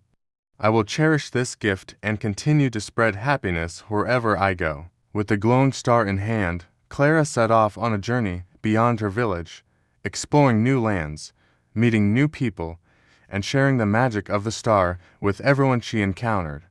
Her adventures became legendary, and the tale of Clara and the star's gift was told in villages far and wide. And so, Clara's story lived on, a reminder that with a kind heart and a wish for the happiness of others, one could light up the world like the brightest star in the sky. Once upon a time, in a realm where emerald forests met sapphire skies, there was a hidden grove known as the Starlit Grove. This magical grove was said to be blessed by the stars themselves, and every night, its trees glowed with a gentle, celestial light. The village and nearby had long whispered legends about the grove's magic, but no one had ever ventured inside, until a brave girl named Mira decided to uncover its secrets. Mira was known for her adventurous spirit and her deep curiosity about the world beyond the village. One evening, as the sun dipped below the horizon and the stars began to twinkle, Mira stood at the edge of the grove, mesmerized by its glowing trees. Her grandmother had often told her stories about the grove, saying that it held the power to grant a single wish to anyone who discovered its heart. Determined to find out if the legends were true, Mira stepped into the grove. The air was cool and fragrant, and the path ahead shimmered with stardust. Mira followed the glowing trail, her heart pounding with excitement and a touch of nervousness. As she ventured deeper into the grove, she came across a small, sparkling stream. The water was clear as crystal, and it sang a soft, melodious tune as it flowed. At the edge of the stream stood a wise old owl perched on a low-hanging branch. "Greetings, young traveler," the owl said in a gentle, yet knowing voice. "To reach the heart of the starlit grove, you must first solve a riddle. Only then will the way be revealed." Mira nodded, eager to prove her worth. The owl's eyes twinkled as it began the riddle. "I have keys, but open no locks. I have space, but no room. You can enter, but you cannot go outside. What am I?" Mira thought hard, her eyes scanning the grove. After a moment of contemplation, she answered, "A piano." The owl hooted in approval and gave her a feather that glowed faintly with starry light. "Well done. Take this feather, and let it guide you further." With the feather in hand, Mira continued her journey. The grove grew even more enchanting as she walked, with trees sparkling brighter and the stardust on the ground forming patterns that seemed to point the way. Eventually, she reached a large, ancient oak tree with a grand, gnarled trunk and branches that reached high into the night sky. At the base of the oak tree was a hidden door, decorated with intricate carvings of constellations. Mira used the glowing feather to unlock the door, revealing a hidden chamber inside the tree. The chamber was filled with soft, silvery light and a sense of profound tranquility. In the center of the chamber was a pedestal holding a small, radiant star encased in a crystal sphere. The star seemed to pulse with a gentle, rhythmic light. Mira approached the pedestal, her heart racing with anticipation. As she reached out to touch the crystal sphere, the grove around her began to hum softly. The light from the star grew brighter, and a warm, soothing voice filled the chamber. "Welcome, Mira. You have proven yourself brave and wise. This is the Star of Wishes. It holds the power to grant one wish to the one who finds it with a pure heart." Mira closed her eyes and made her wish.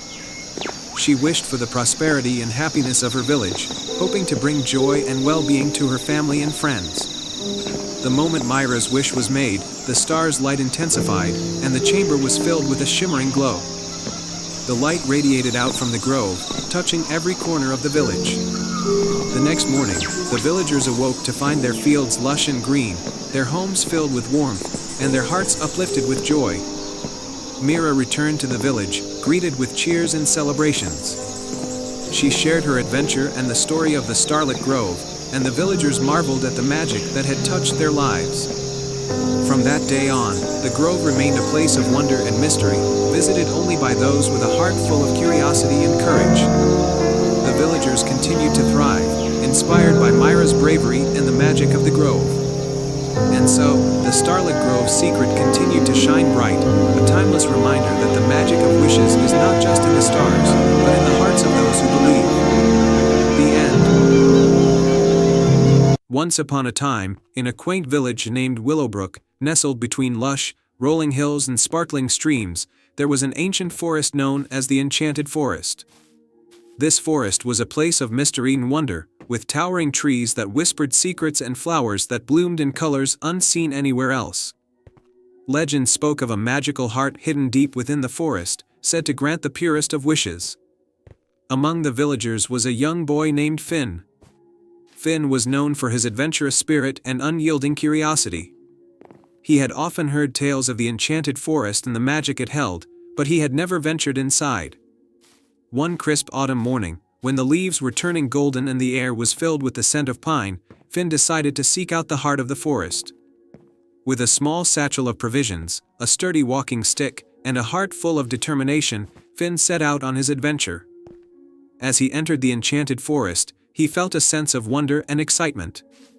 The forest was alive with the sounds of rustling leaves and chirping birds, and beams of sunlight filtered through the dense canopy, creating a dance of light and shadow on the forest floor. Finn followed a winding path marked with glowing mushrooms and twinkling fireflies. The deeper he went, the more magical the forest became. He soon came across a sparkling stream with water so clear it seemed to shimmer with stars. As he knelt to take a drink, a gentle voice spoke from the water. "Brave traveler, what brings you to the heart of the enchanted forest?" Startled but composed, Finn looked around and saw a small, wise-looking fish with scales that sparkled like gems. "I seek the heart of the forest," Finn replied. "I want to make a wish that will bring joy to my village." The fish's eyes twinkled with understanding. "To find the heart, you must pass 3 trials. Each trial will test your courage, wisdom, and kindness. Only those who are true of heart will succeed." With a nod, Finn agreed to the challenge. And the first trial began. The path led him to a dark and eerie part of the forest where he faced a daunting, tangled thicket. The thicket was alive with shadows that seemed to reach out and grab at him. Finn's heart raced, but he remembered the stories of courage and took a deep breath. He noticed that the shadows were merely illusions created by the shifting light. By carefully navigating through the thicket and staying calm, Finn found a hidden path that led him safely through the darkness. The second trial brought Finn to a clearing with a massive, ancient tree at its center. The tree's bark was etched with intricate patterns, and at its base was a large, locked chest. An inscription on the chest read, "Only the wise can unlock the secrets within." Above the chest floated a riddle: "I can be cracked, made, told, and played. What am I?" Finn pondered the riddle, remembering the stories he'd heard. After a moment of thought, he answered, "A joke." The chest's lock clicked open, and inside was a golden key. Finn took the key, knowing it was meant for the next trial. The final trial led Finn to a grove where a beautiful, delicate flower was wilting on the ground. The flower's petals were losing their color, and it seemed to be fading away. A soft, mournful voice echoed from the flower. "To save me, you must give something precious from your heart," the voice said. Finn felt a pang of sadness but looked around for something he could offer. He remembered the golden key he had found and realized that his desire to help the flower was more important than keeping the key. He gently placed the key beside the flower and made a heartfelt wish for its revival. As he did, the flower's petals regained their vibrant color, and it bloomed more beautifully than before. A soft, warm light enveloped the grove, and the forest seemed to come alive with joy. The flower's voice spoke again, "You have passed all 3 trials with bravery, wisdom, and kindness. The heart of the forest is now revealed to you."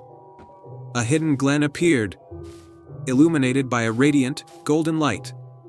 In the center of the glen was a magnificent heart-shaped crystal, pulsing with a warm, comforting glow. Finn approached the crystal and made his wish, "I wish for the happiness and prosperity of my village." The crystal's light expanded and enveloped the entire enchanted forest, sending waves of magic toward Willowbrook. When Finn returned to his village, he found it transformed. The fields were lush, the rivers were clear, and the villagers were filled with joy and prosperity. The enchanted forest continued to thrive, and Finn's bravery and kindness became a cherished legend in Willowbrook. The heart of the forest remained a symbol of the magic that lives in selfless wishes and the wonders that can be found when one truly believes in the extraordinary. And so, the village of Willowbrook flourished under the enchantment of the forest, and Finn's adventure became a timeless story of courage, wisdom, and the power of a pure heart. In a faraway kingdom, where the skies were always clear and the nights were filled with the soft glow of moonlight, there lived a young prince named Orion. Orion was beloved by all in the kingdom, not only for his bravery and kindness but also for his deep connection with the night sky. Every evening, as the sun dipped below the horizon, Orion would climb the tallest tower of the castle and speak to the stars. The stars, in turn, loved Orion. They would twinkle brighter when he spoke to them, and the moon herself would cast a silver beam of light directly onto him, as if in blessing. Orion's favorite time was when the moon was full, and her light illuminated the entire kingdom in a magical glow. But one night, something strange happened. As the full moon rose in the sky, Orion noticed that her light was dimmer than usual. The moonbeam that always shone down on him was weak, barely visible. Concerned, Orion climbed to the top of the tower and called out to the moon. "Dear moon, why do you shine so faintly tonight? Has something troubled you?" To his surprise, the moon responded with a sorrowful voice. "Oh, Prince Orion, I am in great distress. One of my brightest moonbeams has gone missing. Without it, I cannot light up the night as I once did. The world will be darker, and the night less comforting. Orion's heart ached for the moon. He could not bear the thought of the nights becoming gloomy and cold. I will find your lost moonbeam, dear moon. Tell me where I should start my search. The moon sighed, her light flickering slightly. The last time I saw my moonbeam, it was playing among the clouds. It may have drifted down to the earth, caught by the wind. Please, Orion, find it before the night ends. Without a moment's hesitation, Orion set off on his quest. He took with him a small lantern filled with stardust, a gift from the stars, to light his way. He knew the stardust would guide him to anything connected to the sky. Orion traveled through the kingdom, following the faint glow of his lantern. He ventured into the whispering woods, where the trees murmured secrets to one another. There, he met an old owl who was wise in the ways of the night. "Good evening, Prince Orion," the owl hooted softly. "What brings you to the heart of the woods at this hour?" Orion explained his mission, and the owl's eyes gleamed with understanding. "I saw a strange light drift through the trees earlier. It was heading towards the Crystal Lake. You might find your lost moonbeam there." Thanking the owl, Orion continued his journey to the Crystal Lake. The lake was known for its mirror-like surface, reflecting the night sky so perfectly that it was said to be a portal to the heavens. As Orion approached, he saw the reflection of the moon on the water, but something was odd, the reflection was incomplete. Orion knelt by the lake, his lantern glowing brighter as he drew closer to the water. Suddenly, he saw it, a small, trembling beam of light trapped beneath the surface of the lake. The moonbeam had fallen into the water and couldn't find its way back to the sky. "Don't worry, little moonbeam," Orion whispered gently. "I'll help you return to where you belong." But how could he free the moonbeam? As he pondered, the stars above twinkled more intensely, and Orion had an idea. He took out the pouch of stardust he carried and sprinkled some into the lake. The stardust sparkled as it touched the water, forming a shimmering path leading from the lake's surface to the sky. The moonbeam, seeing the path, began to rise, following the trail of stardust. Slowly, it lifted itself out of the water, shining brighter and brighter as it ascended. Orion watched in awe as the moonbeam soared upwards, reuniting with the moon. As soon as the moonbeam returned to the moon, her light flooded the night with a brilliance that Orion had never seen before. The kingdom was bathed in the moon's radiant glow, and the stars danced joyfully in the sky. "Thank you, Orion," the moon said, her voice filled with gratitude. "Because of your kindness and courage, my light can once again shine brightly. You have not only restored my moonbeam but also brought even more light into the world." Orion smiled, his heart swelling with happiness. "It was an honor, dear moon. The night is a place of comfort and wonder, and I am glad I could help preserve its beauty." As a token of her gratitude, the moon granted Orion a special gift. Every night thereafter, a moonbeam would descend from the sky to keep him company, a reminder of his bravery and the bond he shared with the night. And so, the kingdom flourished under the moon's radiant light, with Orion as its protector. The nights were no longer just a time of rest but a time of magic, where the stars whispered stories, and the moon shone brightly for all to see. And as for Orion, he continued to climb the tallest tower each evening, not just to speak to the stars but to keep watch over the night, ensuring that its magic would never fade. The end. Once upon a time, in the enchanting kingdom of Luminera, where twilight always seemed to hold a touch of magic, there was a hidden garden known as the Starflower Meadow. This meadow was home to the rarest and most magical flowers in the land, the starflowers, which bloomed only once every 100 years. Their petals sparkled like stars, and their scent could heal the deepest of wounds.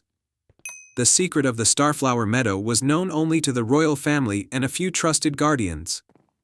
The current guardian was a kind-hearted young woman named Lyra, who had been entrusted with protecting the meadow since she was a child. One day, the kingdom was threatened by a great drought. The rivers ran dry, and the crops began to wither. The people of Luminera were worried and turned to the king for help.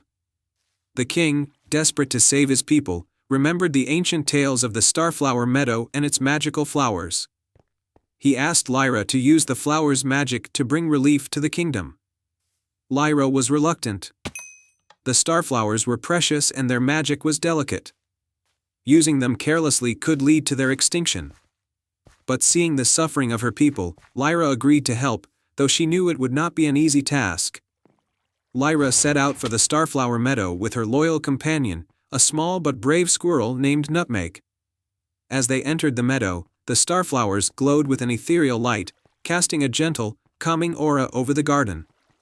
But as Lyra approached the flowers, she found that the meadow was under threat. A dark sorceress named Morgana had found out about the starflowers and was trying to steal their magic for herself. Morgana's dark magic was causing the flowers to wilt, and their once vibrant glow was fading. Determined to protect the starflowers, Lyra and Nutmeg confronted Morgana. "You cannot take the magic of the starflowers," Lyra said firmly. "Their power is meant to heal and bring balance, not for selfish gain." Morgana sneered and raised her staff to cast a spell.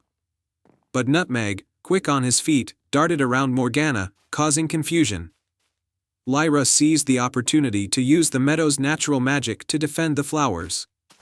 She chanted an ancient incantation she had learned from her elders, invoking the protective spirit of the meadow. The starflowers began to shimmer with renewed brilliance, their light pushing back against Morgana's dark magic. The sorceress, overwhelmed by the pure and potent magic of the flowers, was forced to retreat, her dark spells dissipating into the night. With Morgana gone, Lyra tended to the wounded flowers, using her gentle touch and healing knowledge to restore them. She knew that their magic was needed not only to help the kingdom but also to preserve the delicate balance of nature.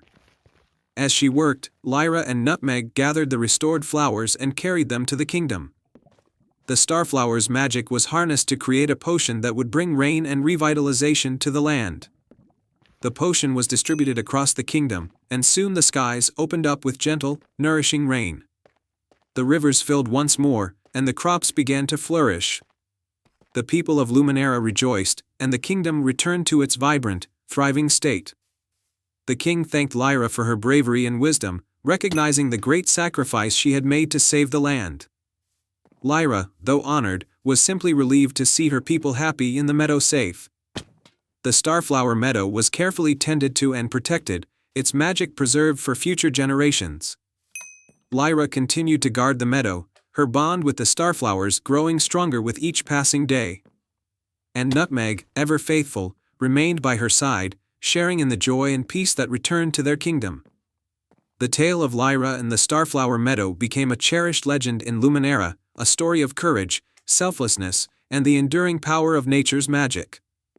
And so, the kingdom flourished, and Lyra and Nutmeg lived happily, their hearts filled with the magic of the starflowers and the love of their people. And they all lived happily ever after. Once upon a time, in a quaint village nestled between rolling hills and a shimmering lake, there was a garden unlike any other. It was known as the Moonlit Garden, a place where flowers bloomed with ethereal light under the moon's gentle gaze. The villagers spoke of its magic, believing that the garden held the power to grant a single wish to anyone pure of heart. In the heart of this village lived a kind-hearted girl named Elowen. She had a special bond with the Moonlit Garden, often visiting it to admire the glowing flowers and listen to the soothing whispers of the night. However, the village had recently fallen on hard times, the once flourishing crops were withering, and a mysterious shadow seemed to loom over the land. The villagers were troubled, and many believed that only the magic of the Moonlit Garden could restore their happiness. One clear night, as the moon bathed the garden in its silvery light, Elowen made a heartfelt wish. She wished for the garden's magic to help her village and bring back prosperity and joy. That night, the moon's light grew brighter, and a gentle breeze seemed to carry her wish through the garden. The first challenge, the enchanted path. The next morning, as Elowen walked to the garden, she found a new, hidden path winding through the trees. The path was lined with luminous stones that seemed to glow with a soft, inviting light. As she ventured down the path, she came across a wise old owl perched on a branch. To continue along the enchanted path, the owl hooted, "You must solve this riddle. I speak without a mouth and hear without ears. I have no body, but I come alive with the wind. What am I? Eloan thought for a moment and answered, an echo. The owl's eyes sparkled with approval, and it flapped its wings to reveal a gateway at the end of the path. Proceed through this gateway to face the next challenge, the owl advised. The second challenge, the River of Stars. Through the gateway, Eloan arrived at the River of Stars, a river with water that shimmered like a sky full of stars. The river was guarded by a graceful silver fish that swam gracefully among the glowing ripples. To cross the River of Stars, the fish said with a gentle voice, "You must answer this question. What is so fragile that saying its name breaks it?" Eloan pondered the question and replied, "Silence." The fish leapt joyfully from the water, creating a sparkling bridge of light across the river. Eloan carefully crossed the river, her heart filled with hope and determination. The third challenge, the Cave of Whispers. On the other side of the river, Eloan discovered the Cave of Whispers, a mysterious cave with walls that glowed softly like moonlight. At the entrance of the cave stood an ancient door adorned with delicate silver vines. A soothing voice echoed from within the cave, "To unlock this door and reach the heart of the moonlit garden, you must reveal your true self. Share your deepest wish and prove that you seek it with a pure heart." Eloan took a deep breath and spoke sincerely. "My deepest wish is to bring back the prosperity and joy to my village. I believe that with the magic of the moonlit garden, we can overcome the troubles that have befallen us." The cave's walls shimmered with a warm, golden light, and the ancient door slowly creaked open, revealing a magical chamber filled with the glowing essence of the moonlit garden. In the center of the chamber was a magnificent, radiant flower, the heart of the garden. The revelation, restoring the garden. With the heart of the moonlit garden in her hands, Eloan returned to her village. As she brought the magical flower to the village square, its light began to spread, touching every corner of the land. The crops began to flourish, the once dry fields turned green, and a sense of peace and joy returned to the villagers. The villagers gathered in awe as the magic of the moonlit garden restored their land and their happiness. They celebrated Eloan's bravery in the garden's miraculous power, grateful for the return of prosperity and light. The tale of Eloan's quest and the magic of the moonlit garden became a cherished story in the village, a reminder of the power of hope, kindness, and the enchantment that lies in the purest of hearts. Under the gentle glow of the moonlit garden, the village thrived once more, forever grateful for the girl who had restored their joy and light. In the heart of the enchanted forest, there was a hidden village called Luminera. It was a place where the trees glowed with a soft, silver light and the flowers danced in the moon's gentle breeze. The villagers of Luminera were known for their kindness and their ability to communicate with the magical creatures of the forest. One evening, as the full moon cast its ethereal glow over the village, a young girl named Mira wandered through the forest. Mira had always been curious and brave, with a heart full of dreams. She had heard tales of a mystical fountain hidden deep within the forest that was said to grant one wish to anyone who could find it. Mira's family had fallen on hard times, and she hoped that the legend of the moonlit fountain might bring them some relief. Guided by the moonlight and her intuition, Mira ventured deeper into the forest, past shimmering trees and twinkling fireflies. After a long journey, Mira stumbled upon a secluded grove. In the center of the grove was a fountain made of ancient, moonlit stone. The water in the fountain sparkled like liquid stars, casting a gentle light that illuminated the grove.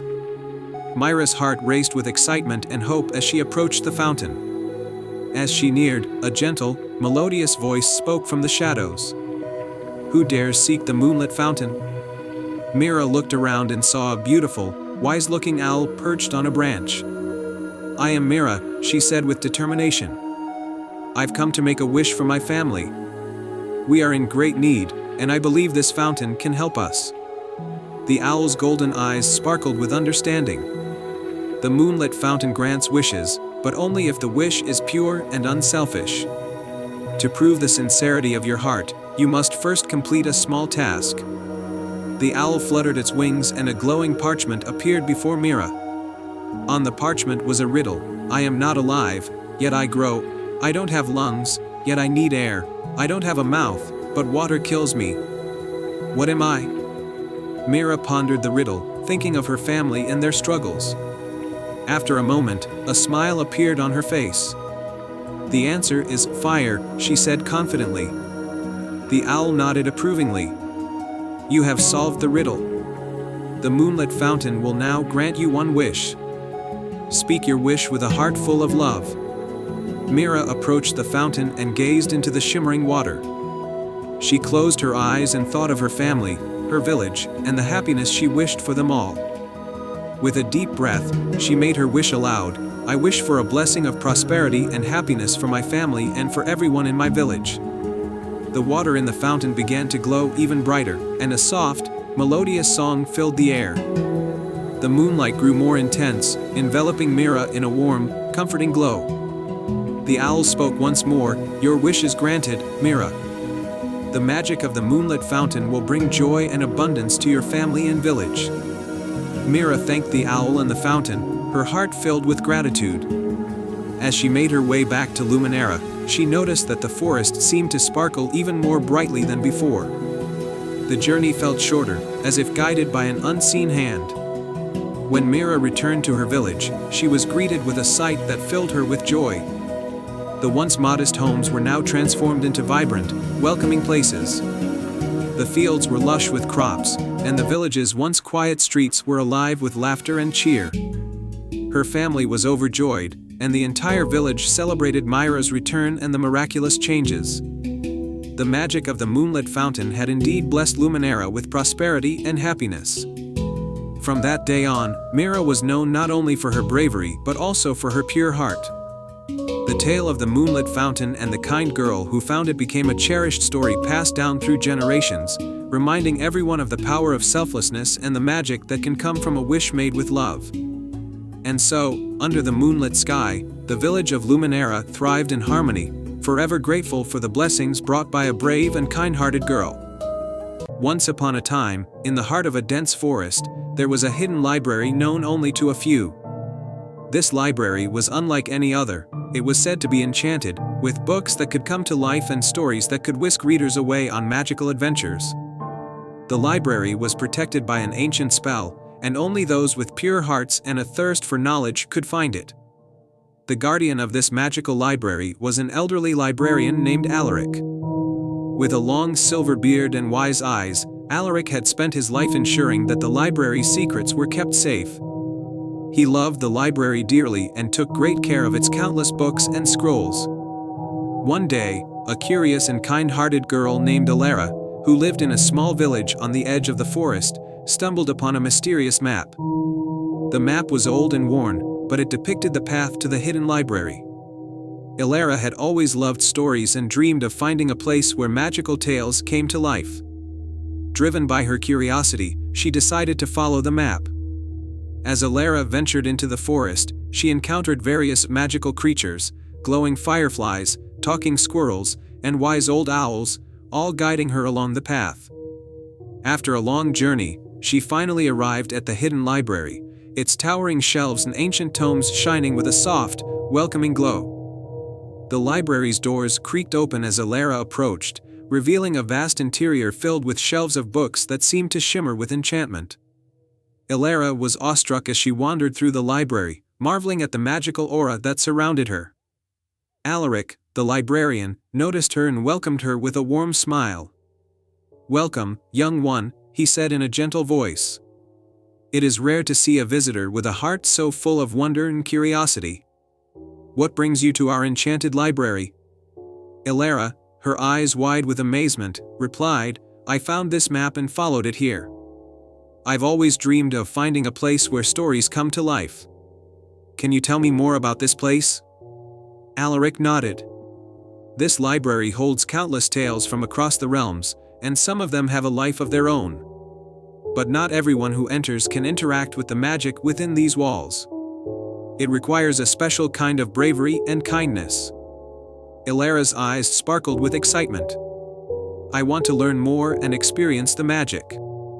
What can I do?" Alaric smiled. "There is a special book in this library that has been waiting for someone like you. It is called the Book of Wonders.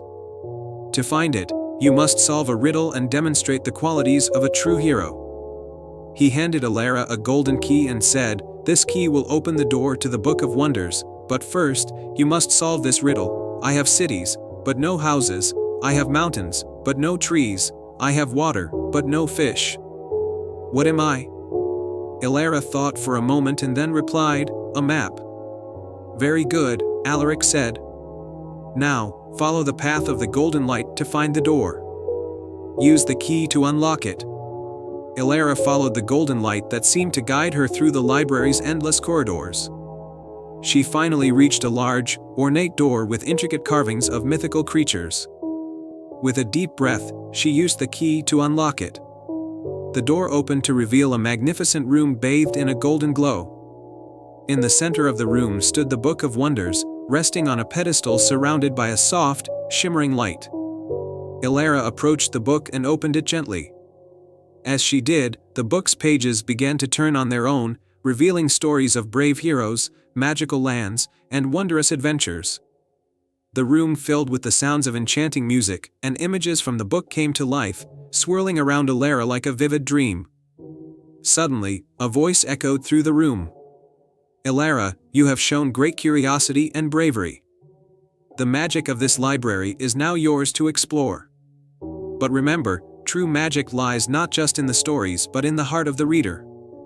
Alara spent hours exploring the magical tales, meeting mythical creatures, and embarking on incredible adventures. She realized that the real magic came from the power of imagination and the joy of discovering new worlds through stories. When Alara finally left the library, she felt a sense of fulfillment and wonder. Alaric bade her farewell with a knowing smile. "You have proven yourself worthy, Alara. The library will always be here for you, and its magic will be a part of you." As Alara returned to her village, she shared the tales and magic she had experienced with everyone. The library's enchantment continued to inspire and delight, and Alara's stories became legendary among the villagers.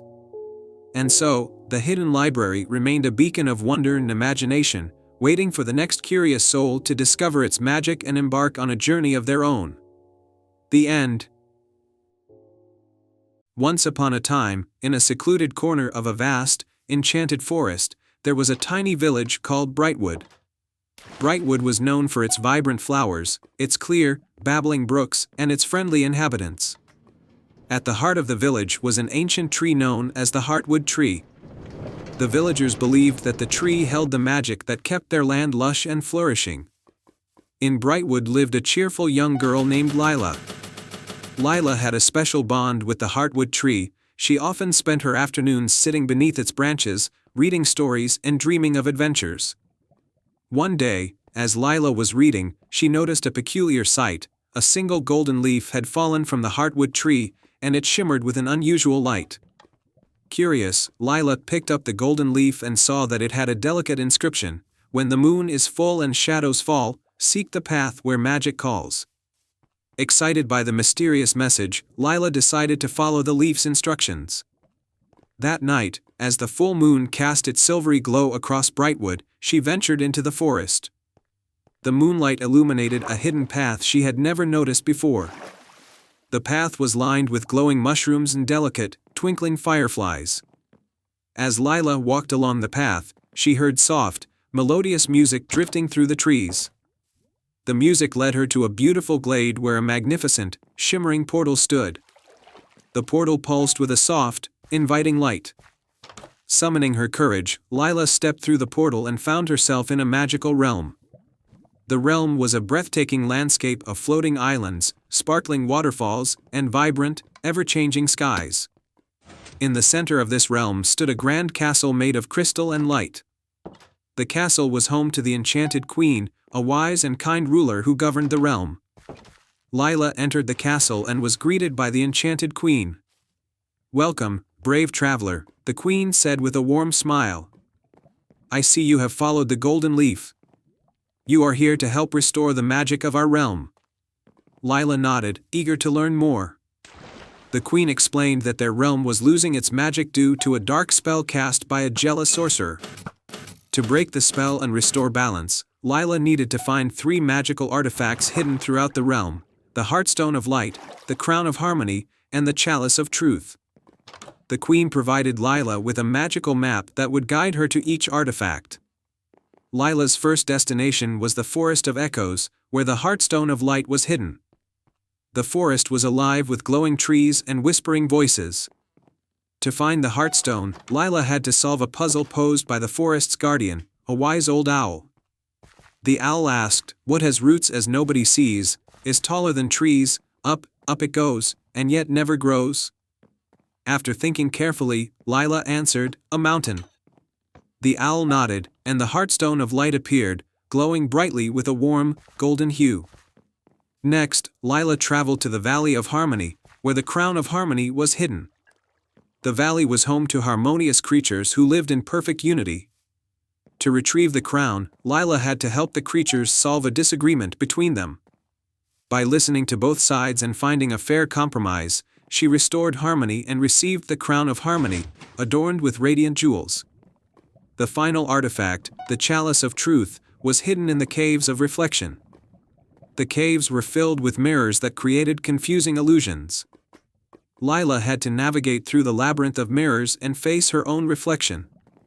Through her honesty and self-reflection, she discovered the true Chalice of Truth, shimmering with a pure, clear light.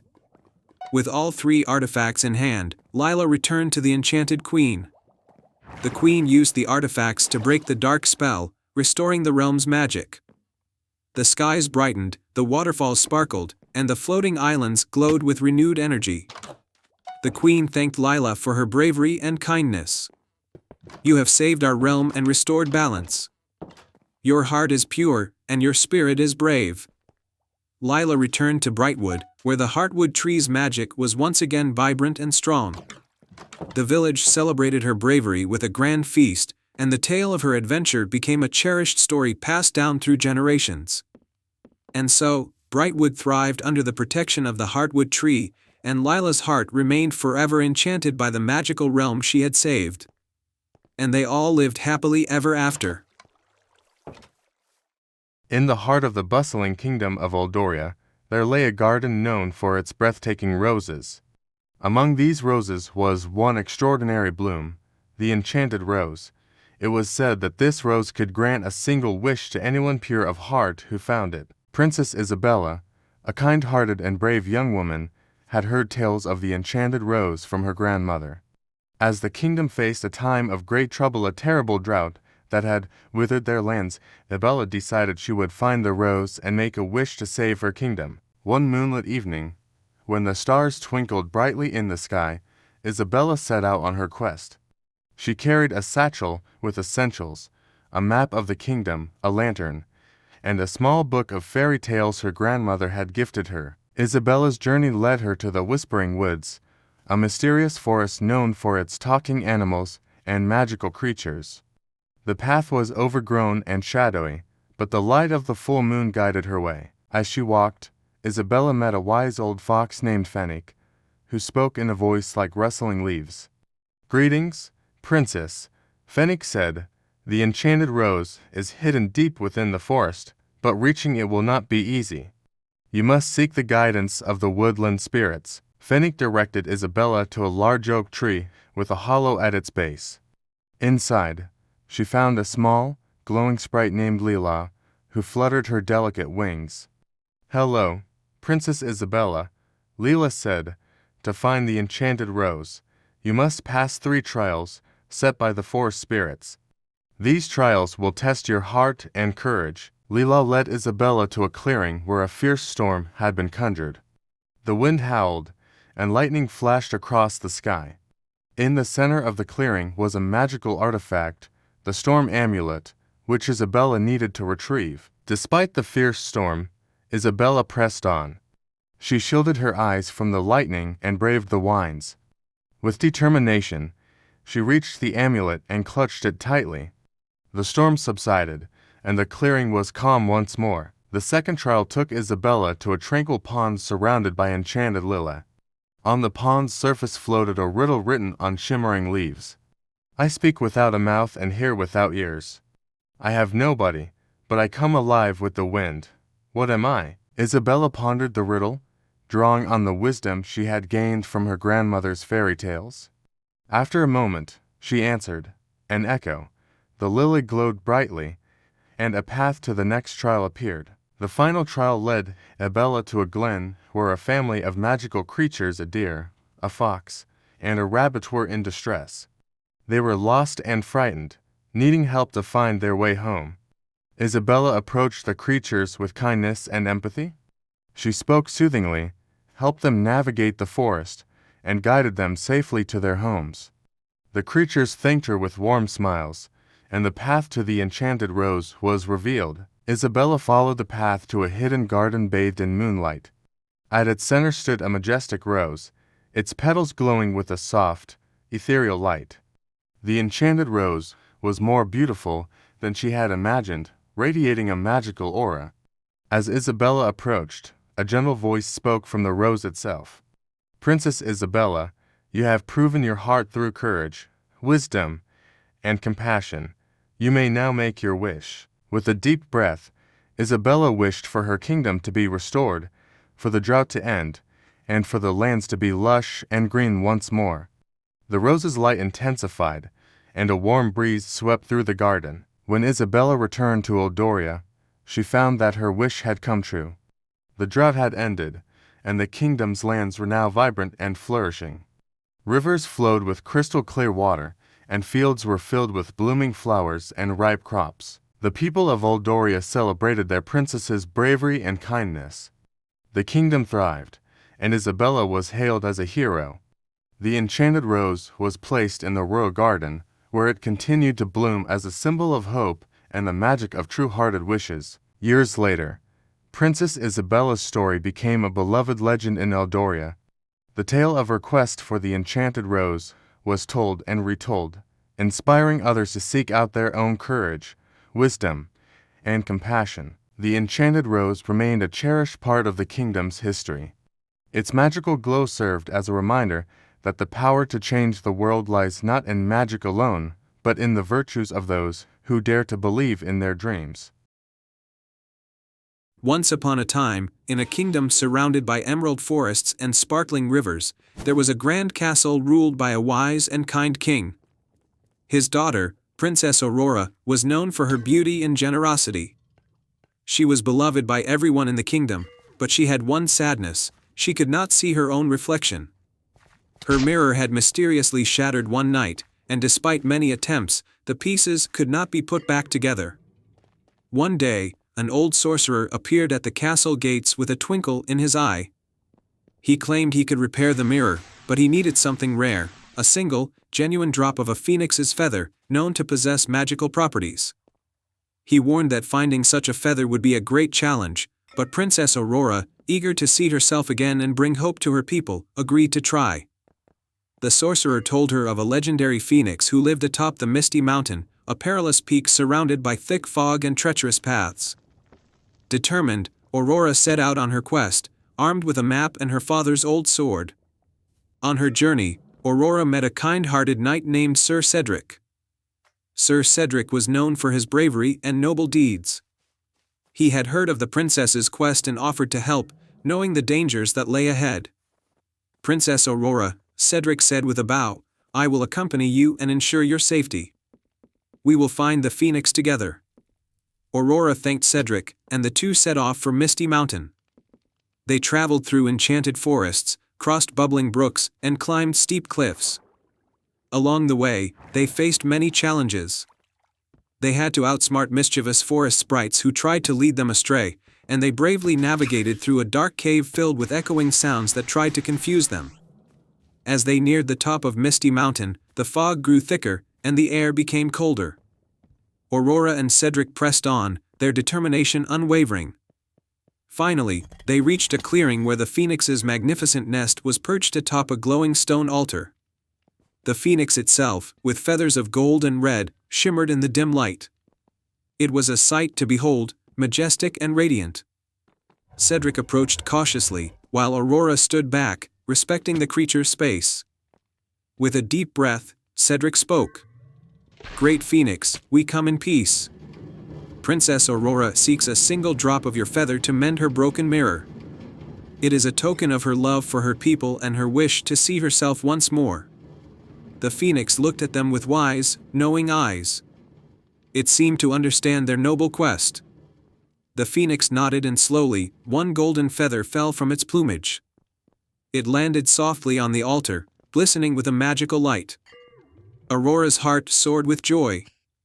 She thanked the phoenix, and Cedric carefully placed the feather into a small pouch. As they turned to leave, the phoenix spoke in a melodious voice. True courage and kindness are the greatest magic of all. You have proven your hearts are pure. May the feather bring not just sight, but wisdom and understanding. Aurora and Cedric made their way back to the castle, their journey now filled with the promise of success. When they arrived, the sorcerer awaited them with a hopeful expression. With the feather in hand, he began the enchanting process of mending the mirror. As the pieces of the mirror came together, a soft, warm glow filled the room. The mirror was whole once more, and Aurora looked into it, finally seeing her reflection. But more importantly, she saw the reflection of all the courage and kindness she had shown along her journey. Cedric, standing beside her, watched with a proud smile. The kingdom rejoiced as the princess's mirror was restored. The people celebrated not just the return of their beloved princess's reflection, but the bravery and kindness that had brought them this joyous day. And so, Princess Aurora and Sir Cedric became close friends, their bond forged through their shared adventure. The kingdom thrived under Aurora's kind rule, and Sir Cedric's deeds were remembered as the tales of bravery and honor. From then on, the magical mirror was not only a symbol of beauty but a reminder of the virtues that truly mattered: courage, kindness, and the magic found in helping others. The end. Once upon a time, in a lush, green valley bordered by towering mountains, lay a village named Eldoria. Eldoria was known for its beautiful gardens and friendly inhabitants, but most of all, it was renowned for the legendary silver tree that stood in the heart of the village. The silver tree was said to be enchanted, its leaves shimmering like silver in the sunlight and its branches humming a soothing, magical song at dusk. The villagers believed that the silver tree had been planted by the ancient forest spirits and that its song brought peace and prosperity to Eldoria. Each year, during the Moon Festival, the villagers gathered around the tree to listen to its melodious tune and celebrate their good fortune. One day, as the Moon Festival approached, a dark cloud seemed to settle over the village. The silver tree's song had grown faint, and its once sparkling leaves had lost their luster. The villagers were deeply troubled, for they knew that if the tree's song faded completely, their prosperity and happiness would be at risk. Among the villagers was a young girl named Elara. She was known for her adventurous spirit and her love for the village's traditions. Determined to save the silver tree, Elara decided to embark on a quest to discover the source of the problem. Elara approached the village elder, a wise woman named Grandmother Leora. "Grandmother Leora, what can I do to restore the silver tree's song?" Elara asked.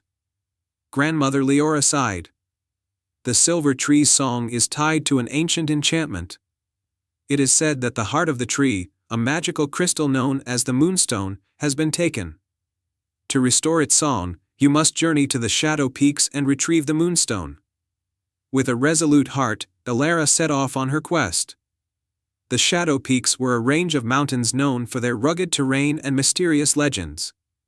Armed with a map, a sturdy staff, and a small bag of provisions, Elara began her climb. As she ascended the mountains, she faced several challenges. The first was a deep chasm with no visible bridge. As she pondered her way across, she noticed a series of stepping stones made of shimmering stone appearing and disappearing across the chasm. Summoning her courage, Elara timed her jumps carefully and made her way across safely. Her next challenge was to navigate through the Whispering Caves, a labyrinthine network of tunnels filled with confusing echoes. In the cave, a mischievous voice spoke to her. "To find the right path, you must answer this: what has a heart that doesn't beat?" Elara thought deeply and then answered, "An artichoke." The voice chuckled and the path ahead cleared, leading Elara to a hidden chamber. There, she found a small, silver chest guarded by a gentle dragon with sparkling scales. "You seek the Moonstone," the dragon said with a warm voice. "It is in this chest, but to retrieve it, you must prove your bravery and kindness." the dragon set 3 tasks for Ilara. 1. Find a healing herb. Ilara ventured into the nearby forest and found a rare herb that could heal a wounded creature. She used it to mend the wing of a small, injured bird. 2. Solve the riddle of the stars. The dragon presented a constellation map with a riddle about the stars. Ilara solved it by aligning the stars correctly, revealing the hidden path. 3. Show compassion. Ilara encountered a band of lost mountain goats who needed help finding their way home. She guided them safely back to their herd.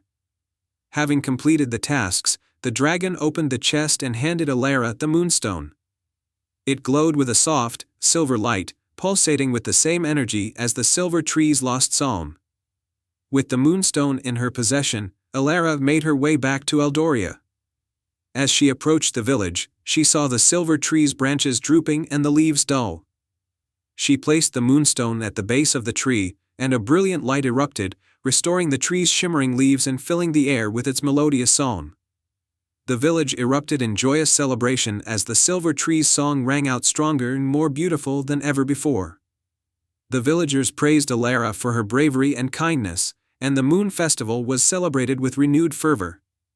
Ilara's adventure became a cherished story in Eldoria, a tale of courage and the power of a pure heart. The silver tree continued to thrive, its song a reminder of the harmony between the village and the magical forest that surrounded it. And so, the village of Eldoria lived in happiness and prosperity, forever enchanted by the song of the silver tree and the brave girl who restored its magic. Once upon a time, in a serene village named Evergreen, surrounded by emerald forests and sparkling rivers, there stood an ancient, ivy-covered castle known as the Castle of Whispers. The castle had been abandoned for centuries, its secrets hidden behind locked doors and enchanted spells. The villagers often spoke of a mysterious treasure hidden within the castle, but no one had ever ventured inside. In Evergreen lived a curious and kind-hearted young woman named Eloan. She was known for her love of stories and her determination to solve mysteries. One day, while exploring the edge of the village, Eloan stumbled upon an old, dust-covered chest buried beneath a twisted oak tree. Inside the chest was a gleaming crystal key, shaped like a delicate star. Eloan's heart raced with excitement. The villagers had often talked about a magical key that could unlock the secrets of the Castle of Whispers. With the crystal key in her possession, Eloan felt a strong sense of purpose. She decided to explore the castle and uncover its secrets. As she approached the castle, the massive wooden doors creaked open as if welcoming her. Eloan stepped inside, her footsteps echoing in the grand hall. The castle was filled with cobwebs and dust, but it also had a mysterious charm. Golden rays of sunlight streamed through the tall, stained glass windows, casting colorful patterns on the stone floors. Eloan wandered through the castle's many rooms, each one more intriguing than the last. She came across a library filled with ancient, dusty books and a grand dining hall with a long, empty table set for a feast. But it wasn't until she reached the castle's central chamber that she felt a powerful sense of magic. In the center of the chamber was a large, ornate door covered in intricate carvings of stars and moons. Eloan took out the crystal key and noticed that it fit perfectly into the keyhole of the door. With a deep breath and a sense of anticipation, she turned the key. The door opened with a soft, melodious chime, revealing a hidden chamber bathed in a soft, silver light. At the center of the chamber was a pedestal holding a magnificent, crystal-encrusted box. Eloan approached the box and opened it, revealing a radiant, golden amulet adorned with a single, shimmering gemstone. As Eloan touched the amulet, a gentle, soothing voice filled the chamber. "Greetings, brave soul. I am the spirit of the Castle of Whispers. You have proven yourself worthy of the castle's secrets. This amulet holds the power to bring harmony and prosperity to your village." Eloan felt a warm glow of happiness and gratitude. "I wish to use this amulet to help my village, Evergreen." The spirit spoke softly, "Then the amulet shall grant your wish. But remember, its true power lies in how you use it." Eloan thanked the spirit and carefully took the amulet back to her village. When she arrived, the villagers gathered around, curious and excited. Iloan explained the amulet's magic and how it could bring prosperity to Evergreen. That night, under the light of the full moon, Iloan held the amulet high and made a heartfelt wish for the well-being of the village. The amulet's gemstone glowed brightly, and a gentle breeze carried the light to every corner of Evergreen. The next morning, the village awoke to a remarkable sight. The once barren fields were lush and green, the rivers sparkled with clear, pure water, and the village's crops thrived like never before. The villagers rejoiced and celebrated Iloan's bravery and the magic of the amulet. From that day on, Evergreen prospered, and the castle, once hidden and forgotten, became a symbol of hope and magic. Iloan continued to explore and share her love of stories, and the village thrived under the blessings of the crystal amulet. The tale of Iloan and the crystal key became a cherished legend in Evergreen, reminding everyone that true magic comes from the heart and the courage to seek out the unknown. Once upon a time, in a kingdom far beyond the seas, there was a young prince named Cedric. Cedric was kind-hearted and brave, loved by all in the kingdom. His father, King Harold, was wise and just, ruling the land with a fair hand. However, a shadow loomed over the kingdom. The queen, Cedric's mother, had fallen gravely ill. No healer in the land could cure her, and each day she grew weaker. One day, an old sage visited the castle and told King Harold of a magical golden feather that could heal any ailment. This feather belonged to the phoenix, a mythical bird that lived atop the tallest mountain in the enchanted forest. However, the journey to the phoenix's nest was fraught with peril. Without hesitation, Prince Cedric volunteered to embark on this quest. The king reluctantly agreed, knowing that time was running out for the queen. He gave Cedric his blessing, a sturdy sword, and a magical amulet for protection. Cedric set off at dawn, riding his trusty horse, Shadow. The journey to the enchanted forest was long and arduous. As Cedric entered the forest, the trees seemed to close in around him, and eerie sounds filled the air. But he pressed on, determined to save his mother. After several days of travel, Cedric reached the base of the tallest mountain. He began his ascent, the air growing colder and thinner with each step. Halfway up, he encountered a ferocious dragon guarding the path. The dragon's scales glittered like emeralds, and its eyes burned with an intense fire. "Who dares to climb this mountain?" the dragon roared. "I am Prince Cedric," he replied boldly. "I seek the golden feather of the phoenix to save my mother, the queen." The dragon, taken aback by Cedric's courage, pondered for a moment. "Many have tried and failed," it said. "But I sense truth and bravery in you. If you can solve my riddle, I will let you pass." Cedric agreed, and the dragon recited the riddle. "I fly without wings, I cry without eyes. Whenever I go, darkness flies. What am I?" Cedric thought hard, and after a moment, he answered, "You are a cloud." The dragon nodded, impressed. "You are correct. You may pass, Prince Cedric. May fortune favor you." Cedric continued his climb, finally reaching the summit where the phoenix nested. The bird was a magnificent sight, with feathers of fiery gold and eyes that sparkled like the stars. Cedric approached respectfully and explained his quest. The phoenix listened and then spoke in a melodious voice. "I will give you one of my feathers, for your cause is noble. But remember, true healing comes not just from magic, but from the love and care of those around us." The phoenix plucked a golden feather from its wing and handed it to Cedric. Grateful, Cedric thanked the phoenix and began his journey back home. On his return, Cedric faced many trials but overcame them with the help of the magical amulet and his unwavering determination. When he finally reached the castle, he rushed to his mother's side. Gently, he placed the golden feather on her chest. A warm, golden light enveloped her, and slowly, the queen's strength returned. Her eyes opened, and she smiled at her son, filled with gratitude and love. The kingdom rejoiced at the queen's recovery, and Cedric was hailed as a hero. He had not only brought back the magical feather but also inspired the people with his bravery and devotion. King Harold embraced his son. "You have proven yourself to be a true prince and a worthy future king. Your mother and I are proud of you." The sage's words echoed in Cedric's mind. True healing comes from love and care. He realized that while the golden feather had sparked his mother's recovery, it was the love of her family and the support of the kingdom that had truly healed her.